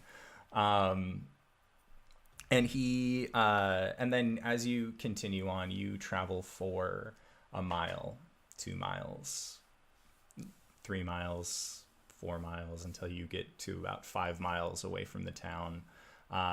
And it is at that point that you've kind of just been following the river itself, not really knowing where else to go, as most of these orchards have been built up around the creek itself. And as you continue onward, eventually you find where the creek ends in this large pond.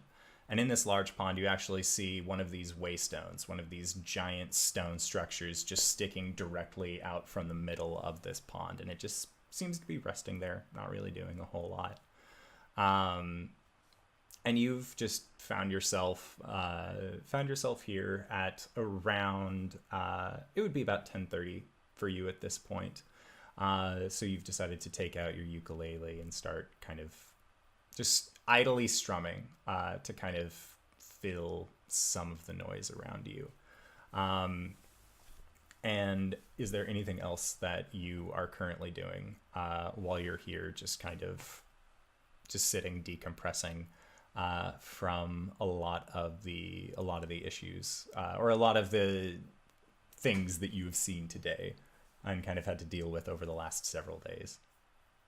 If she sees any ducks, she'll feed them, or birds, or anything. Okay. It is still very late at night, but you do not see any. You see a few that were sleeping that had kind of like nestled up into a rush, so that way they didn't end up getting taken down along stream without them waking. But other than that, you just see that there are several of these animals that all are resting and asleep. I'd like for you to make a perception check as you are kind of just sitting and enjoying your late night decompression as best you can, considering everything. Let's see that you've if been through. I rolled better this week than I did last week. Impossible. Ooh, that's not bad. Perception, right? Mm-hmm. That's gonna be a 17. Okay. So with your 17, you hear what sounds like hoof prints being made in kind of soft, loamy ground. Just this, and kind of turning to see where this noise is coming from. You see this large creature with what looks to be about 10-pointed rack coming from its head as this large elk just emerges from the woods, and it comes up next to you where you're sitting and where you're playing this ukulele, and it just nestles down and just sits down next to you. This must be something that happens on this plane. So she just continues to play. And you see this giant elk close its eyes and and it seems to nod along with the tune as you play it, and just sort of seems to be enjoying the music. Nice. This is so much better than my friends turning into ghosts and getting possessed and almost dying. Do you say that aloud, or do you say that internally? I think she says that internally. Okay. If you say that out loud, you'll scare away the magic elk, or the regular elk, the large elk. Very large elk. Yes. And then as you continue to play, your song naturally comes to an end. And you see the elk just kind of open its eyes and shakes its antlers a little bit, and you can just hear kind of clattering up in the antlers, and you look and you see that there's just like moss and sticks and a bunch of other shit that's just kind of caught in it. And it actually moves its head towards you, and it says in common, That was very good. Can you play another?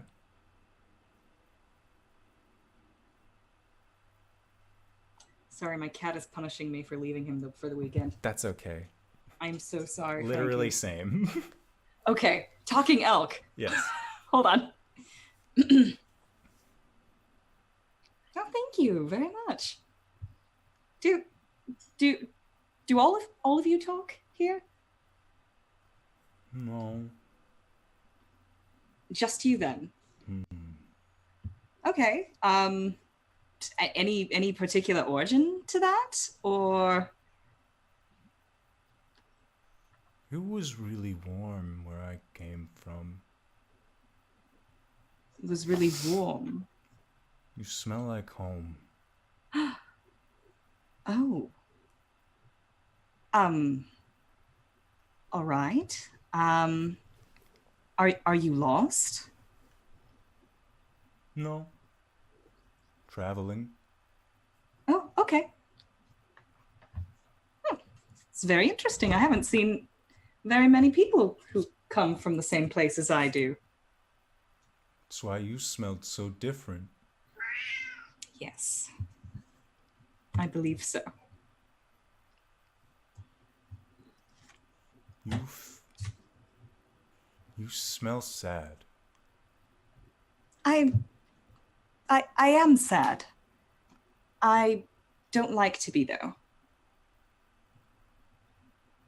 Me neither. Being sad makes me feel slow. Yes, me too. Why? Why are you sad? I'm sad about a lot of things. I'm sad that I can't protect my friends. I'm sad that winter is coming and may take over all. I'm sad because I miss someone who's very dear to me. Just sort of kind of nods along and then kind of like nuzzles up with his head against your arm. It's She'll okay. just put an arm around him. Just kind of hand over the head, arm over the neck. She'll lean in. Her hair spills over him. It's beautiful. When Take my word for it. You had to have been there. when winter comes, I can just grow a thicker coat. You already have a lot of hair, but you could grow more too and keep you warm.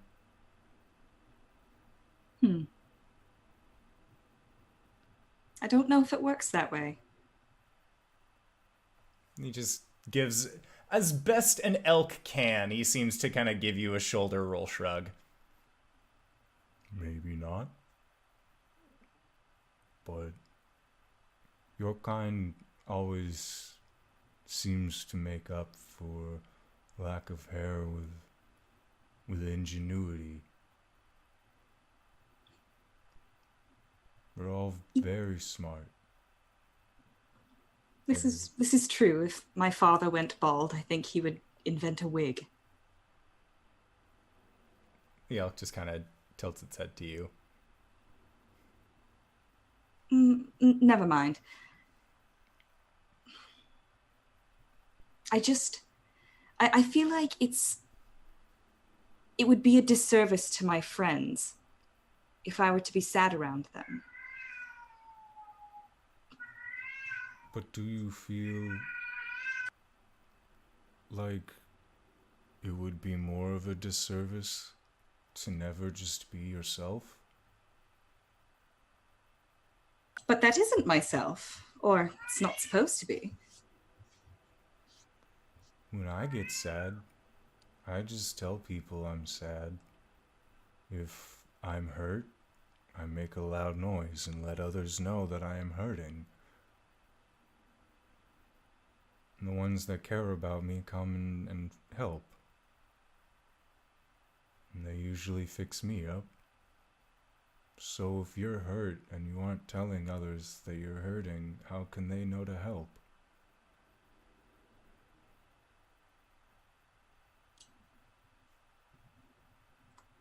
They're very wise for an elk.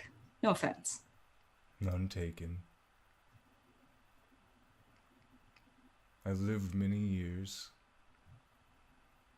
and the woods teach you things. But if you're sad, let your friends know. 'Cause who else can better cheer you up than your friends? Mr. Toad cheers me up, and so does Mr. Fox. They're both my friends. Well, you cheer me up, Mr. Elk. He kind of just like nuzzles against your arm.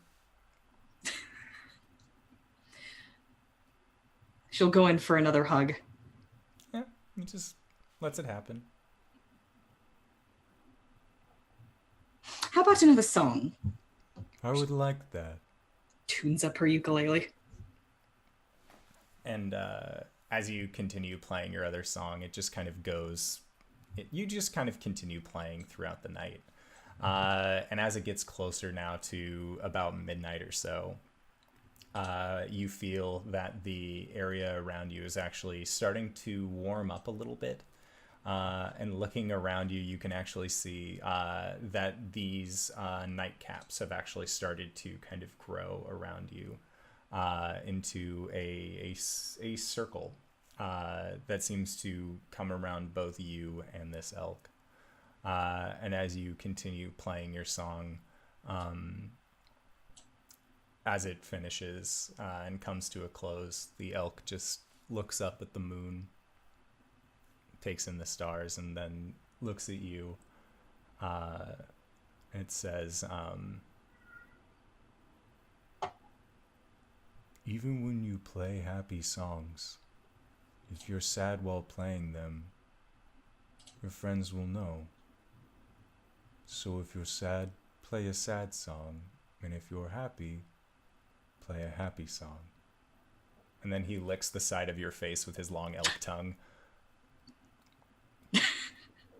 She accepts this with the utmost dignity and gravitas. It was nice meeting you. It was nice meeting you too, Mr. Elk. And for that, I am happy.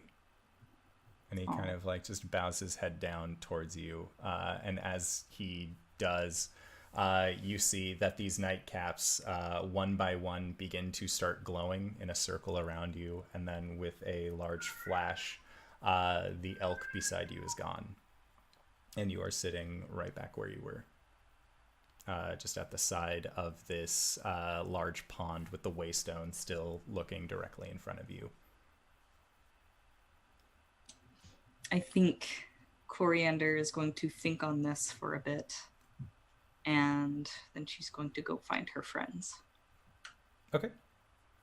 Actually, in the morning. Let's not wake up the sleeping people. Yeah, you had told She them. realizes this halfway through Pocahontasing her way through the woods back to her friends. And then she's like, "Oh wait, they're sleeping."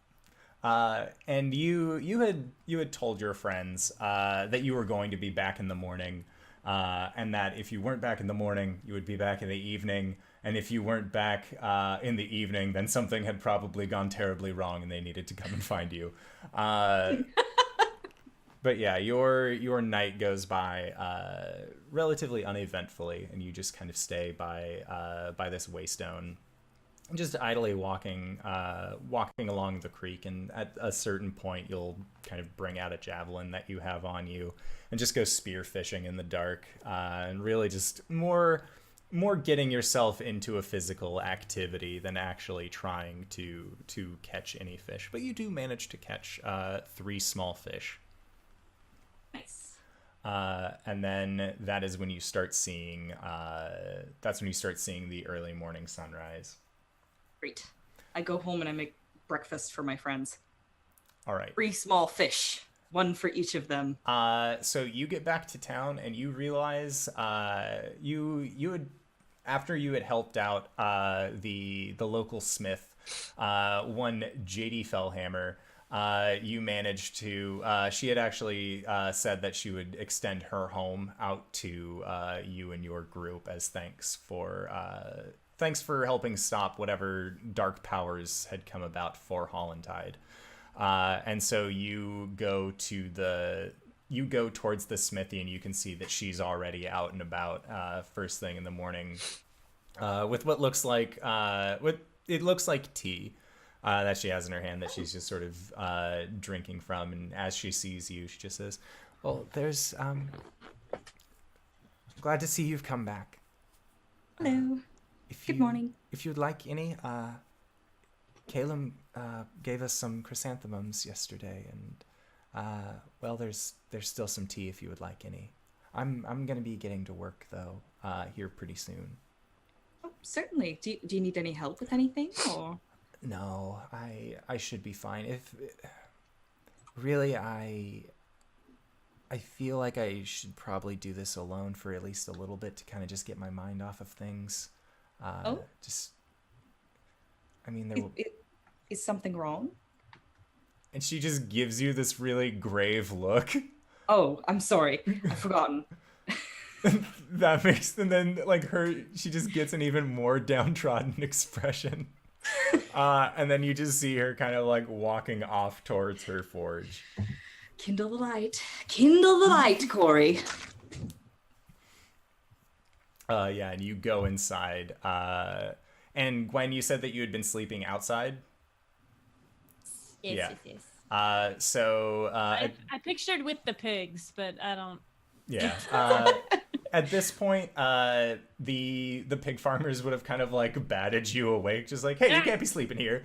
And so We're just covered in blood. covered in blood and mud at this point. Yeah. And they recognize who you are and just kind of like shoo you away from their pigsty. They aren't exactly sure why you chose to sleep there, but they aren't asking many questions of a hero that helped save their town. And As they shouldn't. You have actually just gotten back to the Fellhammer Smith, and then, sorry, I keep saying Fellhammer, and I'm pretty sure it's Hammerfell. I don't want to get the name of one of my NPCs mixed up, because then you guys will hunt me down for it. I mean, it's Hammerfell. It's Hammerfell. That's the name. Checked it. It's good. Cross that off the bucket list. So yeah, Gwen, you are currently talking with Blake and Caelum first thing in the morning, and then Cori, that's when you show up, is these 3 putting on their morning faces. But Blake is not actually wearing his shirt anymore. He did not seem to be able to get it back on, and instead you just see a series of these large, thick black scales that just cover his upper torso. And Caelum, you would have, upon waking and also upon realizing this, you would have seen that dark green mark over Blake's chest that said death in Draconic.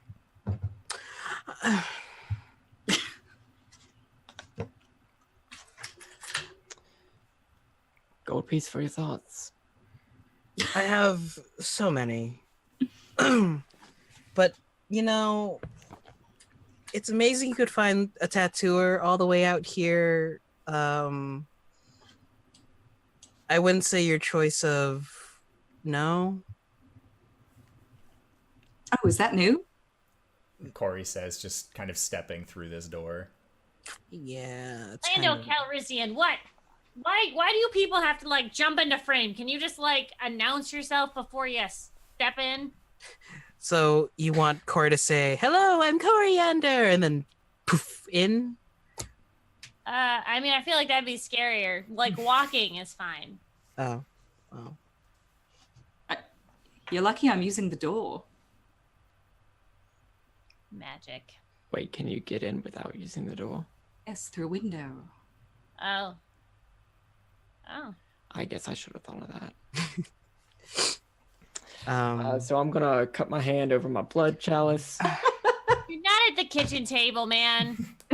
You always find like the best time to do that. I do. It's like, well, Ooh, anyway. what's that? That's a 19. Oh, Nice. Fancy. nice. Actually, Caelum's gonna stand up from the table and head over to his...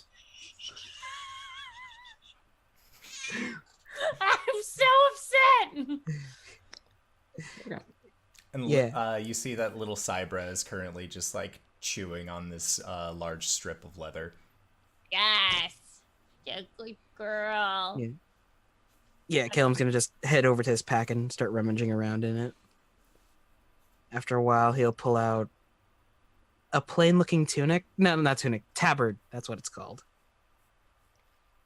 And he's just gonna shrug off his chainmail, put the tabard on.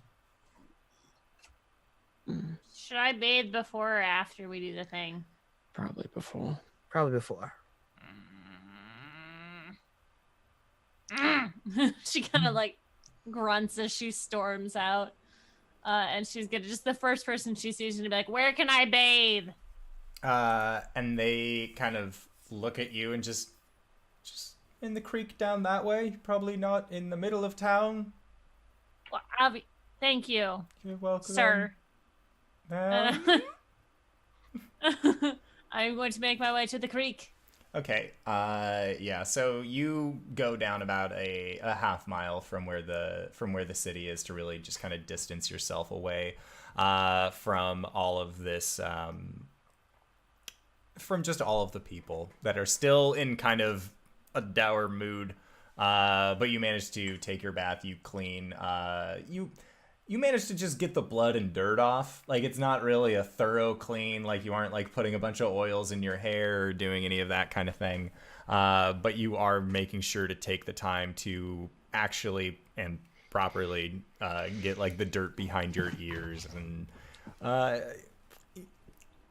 before you take the bath, you hadn't really realized it, but you actually did smell a little, like, pretty gross because the blood that had been vomited on you was mixed with stomach acids, as well as beer, as well as food from the festival prior. Like, it was a really nasty combination, and then that mixed with all of the pig mud that you had spent the night in. Like, you come out of this creek, and you look back, and if this were modern times, the EPA would write a law against what you have just done. Because you just see, like, there is just, like, this wash of crud that just floats down the river and continues on. But you were feeling very fine, very clean, or at least clean enough by Gwen standards. Yeah. I'm going to walk back to town naked for a while until I air dry enough. Yeah. And, like, I'm not going to be shy about it. I'm not going to get to town and be like, yeah, but I'm going to, like, be on the outskirts of town, like, kind of trying to dry off before I put my clothes back on. Yeah, for sure. And then I'll rejoin the group. Yeah, so after about a half hour of you guys kind of like shooing Gwen out to go and really scrub up, she finally returns much cleaner and much more pleasant smelling than before. Happy? Ecstatic. Solid. I'm You guys gonna. tell her why I was covered in blood? Can And you vomit, by the way. Beer is gross on the way back up, and so is whatever you ate last night. Just saying. Sorry. What were you guys doing last night? Talking. Gwen makes the. Does not see it. Yeah, she's like 3 feet below your line of sight. You do realize that's going over everyone's heads who is I watching. know. Yeah. I feel like at this I point, think it's Caelum, going like, under them. yeah.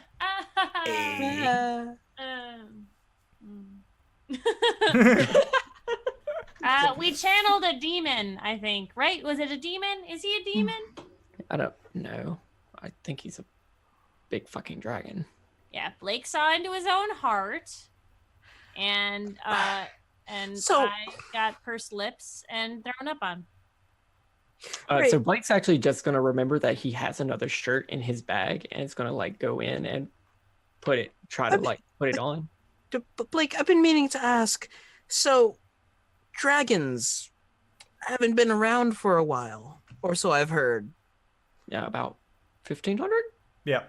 Yeah. 1,500 years. Caelum walks over to Cybra, covers her ears. What the fuck? I Caelum! don't fucking know.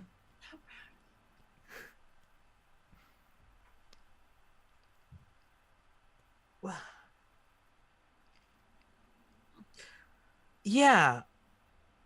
So I guess yesterday was all weird stuff. Cause has Cori seen my mind temple?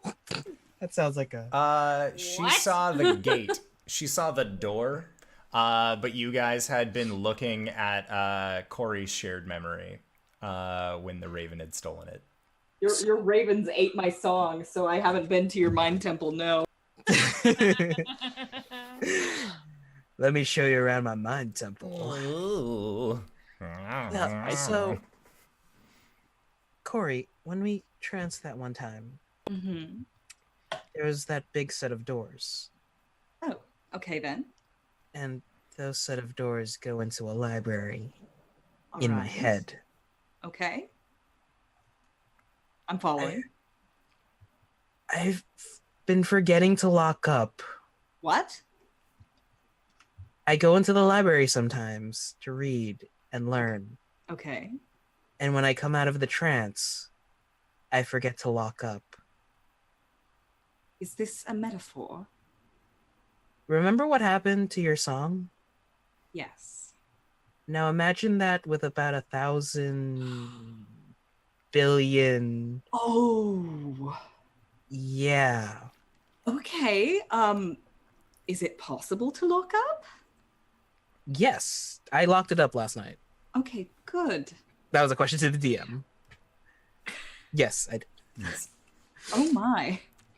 Yeah, Okay. so it used to be really nice, Oh.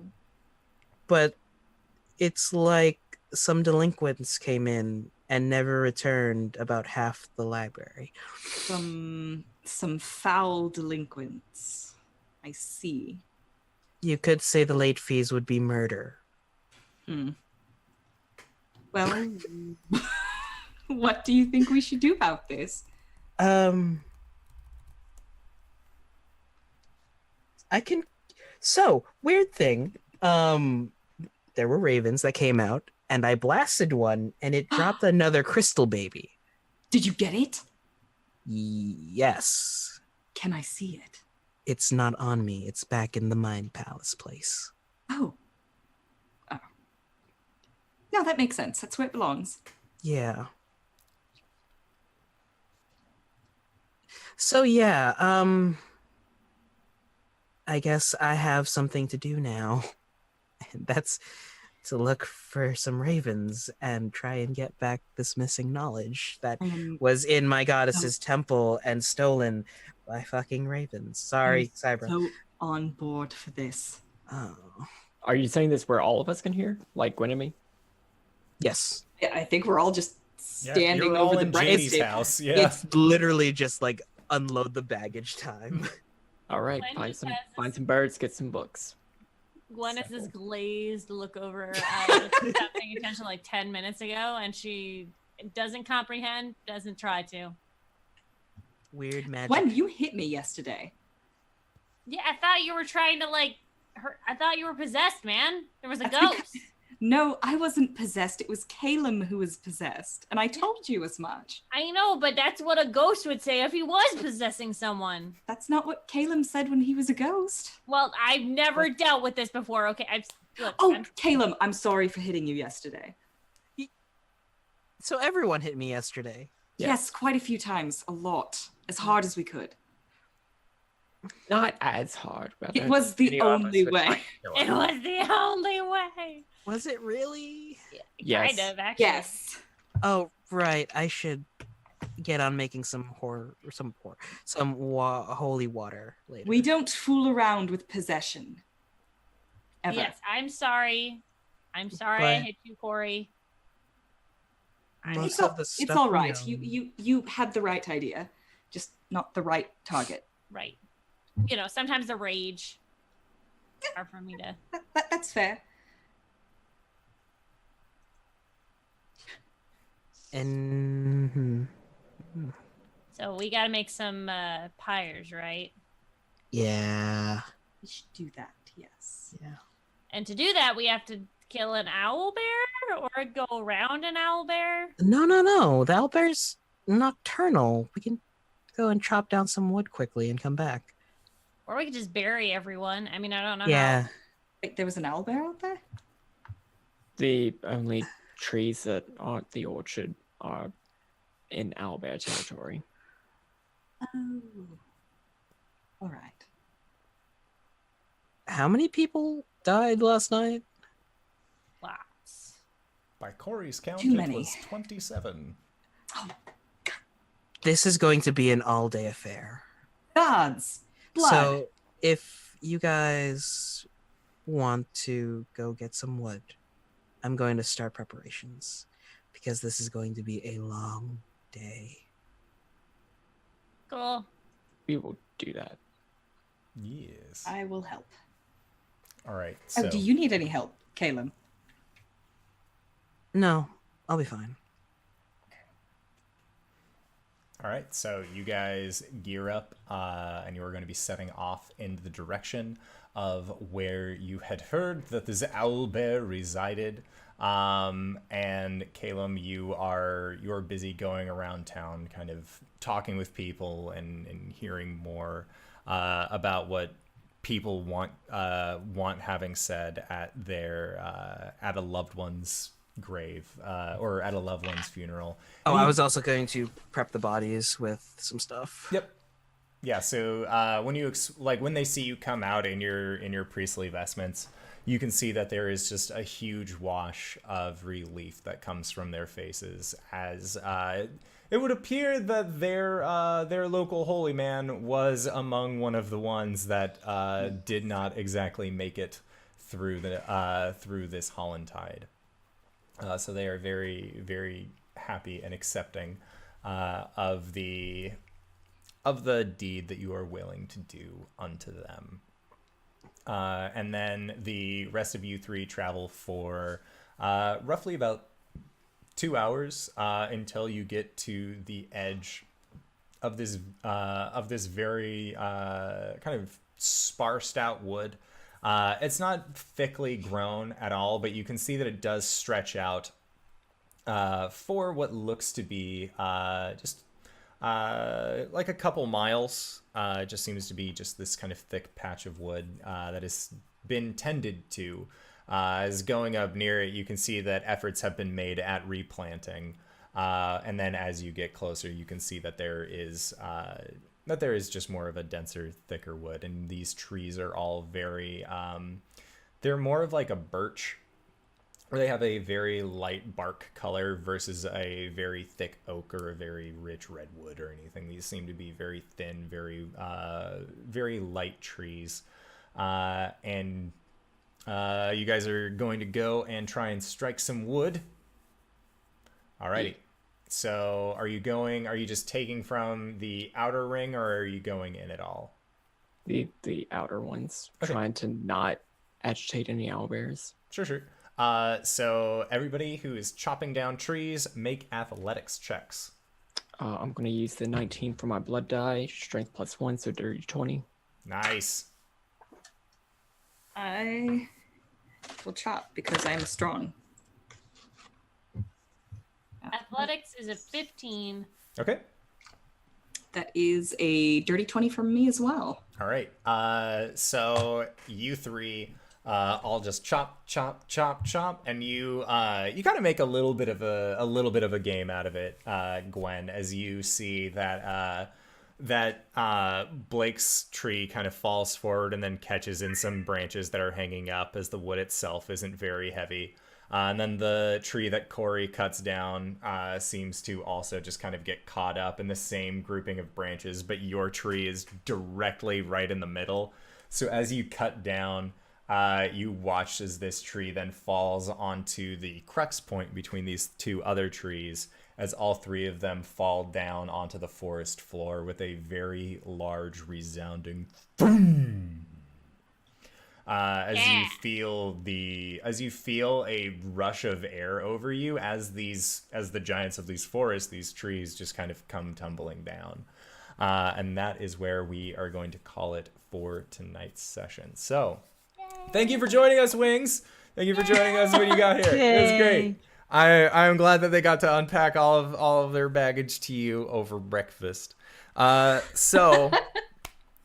also want to say thank you to everyone else who has come from chat and is hanging out and watching us do the silly thing where I put my players inside of hearts and make them steal crystal baubles from ravens. And that is just some of the fun things that you can do and listen in on this channel. Also, if you are interested and you missed the announcement at the beginning of the stream, we are currently having a giveaway. Oh, Firepuff, you're raiding with a party of 7 right as we're leaving. We could go an extra hour. We could go an extra hour. Yeah, we stole that hour. We stole it from the night. But all of you raiders are just in time to hear about the giveaway that we are actually hosting on this channel, which is that I'm going to be. I have attained a copy of Xanathar's Guide to Everything, the collector's edition, this awesome one, as well as I actually threw the mimic dice pouch at my cat when she was making a lot of noise, because it was empty, so it was just like here's a piece of fabric, please stop. And you will get one of those as well. And then there is a Waterdeep book that you can get, as well as a set of the Waterdeep dice. 2 people are going to be winning one of those bundles. And if you post what your favorite comment is and the other person didn't, then that just means that you're the true winner, and then you would get the Waterdeep and dice package, unless you want the other one. I'll talk to you first about it, and then second place gets second picks. But that is all that I really have to say. I'm going to post the link in the text chat, and then I'm also going to post it for all you audiocast listeners, because we are celebrating over 1,000 listens on our audiocast. That's dumb. I'm not calling you guys dumb, but that's silly. That's fantastic. We have been doing this since August, and I did not think that we were going to get that many people to come out. So all you 400 iOS listeners and almost 200 Spotify listeners, I'm on to you. Why aren't you leaving a review? That'd be really swell if you did. I got you. Yeah, either leave us a review or like give us that sweet 5-star rating, so that way it'll increase our scope when people come to find us on iOS, which would be really sweet. But you guys didn't come here just for me. You came here for a lot of other awesome people as well, including our dear friend RJustice. Justin, where can we find you? What do you do? Hey everybody, I am Justin or RJustice282 here on the Twitch. You can also catch me at RJustice282 on the Twitter and on our Tuesday game as our liar boy Hubris. Also, PAX Unplugged! PAX Unplugged! You will find 3 of the people coming to your PAX. Coming to a PAX near you, East Coast. It'll be a good time. And then LB, where can we find you? What do you do? Hi, I'm LB. I'm on this stream, and I'm also on tomorrow night's stream where I play Ghost, the only logical one in the group, who might be dumping people soon. Who knows? We'll see if they're douchebags still. Yeah, I have a Twitch stream that sometimes I'll do Overwatch, and I like when people tweet me. I find that fun. Cool. Yes. Bye. And then Cyberwolf, where can we find you? What do you do? Hello, I am Cyberwolf. You can find me on Twitter at Cyberwolf1201, where I tweet things, mostly shitposts. And that's where I tweet everything else that I'm doing, like whenever I go live on my Twitch channel. Also at Cyberwolf1201, where I play video games badly and talk about lore. And do other stuff every now and then, like record. Well, you can find a YouTube channel there where I post Kyle with an N and my drunken ramblings for Let's Talk About It. For other D&D games, you can find me on Saturdays on Pro Restarter's channel, where I play another warlocky sort of character who has a pact with the Dragon Dad. She's so fun. And I'm not on this channel, but I do a lot behind the scenes, open for adventure. They just started their 5th edition campaign. They're about 3 episodes in right now, so perfect time to like go check them out because they got some cool stuff going on there. Yes. And Danae, where can we find you? What do you do? I am Danae Keener. You can find me at DanaeKeener.com. I do D&D commissions and art, and you can find it all there. Is good stuff. And the one thing that I definitely forgot to bring up, so thank you, Graybeard, Extra Life. Holy balls. I don't know how I forgot about Extra Life. Oh, yeah. Hey, all you friendos. Do you like helping sick kids? Do you like watching an ungodly amount of tabletop RPGs? Then come by this Twitch channel on Saturday, anytime Saturday, and you will find us playing tabletop RPGs, as where in years prior I've done such things as play all of Dark Souls 2 in 24 hours, play all of Dark Souls 3 in 24 hours. This year, I'm doing something that's going to even put more of a strain on my mind and body, and that is playing tabletop RPGs. From midnight on Saturday to midnight on Sunday. It is going to be absolutely incredible. We have myself DMing, we have Wings DMing, we have LB DMing, we even have our dear friend PB Plays Inside DMing, and we are going to be playing so many games. We got Fate System, we got Ravnica coming in, coming in hot because the book's coming out in 2 days in stores, I do believe. It's either 2 or 4 days. Either way, I'm gonna run it and it'll be sweet. I fucking hope. And during that time, if you follow the channel, we will donate money in your honor because people, I understand financial situations, so we will donate on your behalf if you follow the channel and like what we do.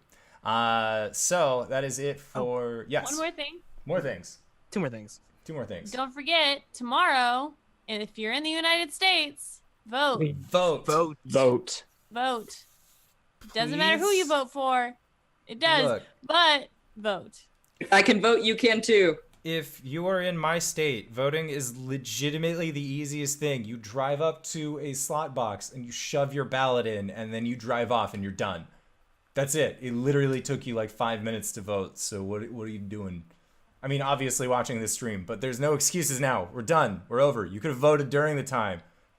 It's really easy. I wrote in last week.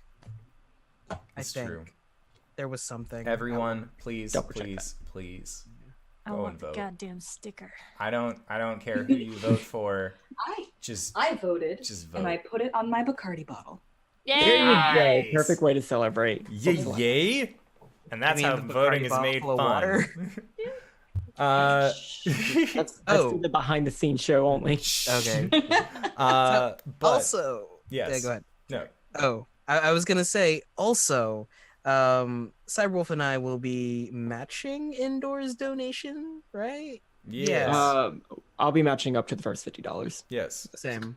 So, for the first 50 people that follow, we will donate $3 in your name through 3 different people. So think about that.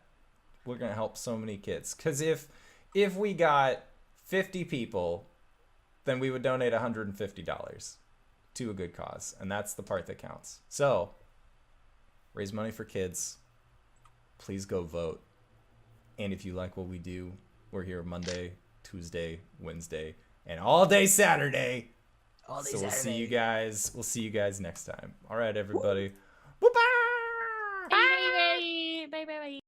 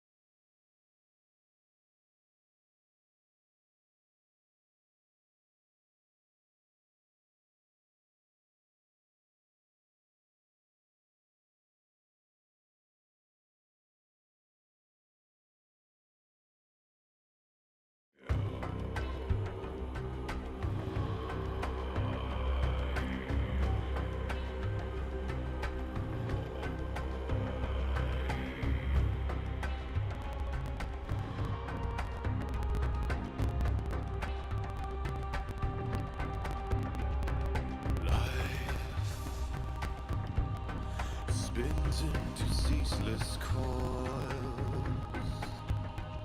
In constant toil we turn on torment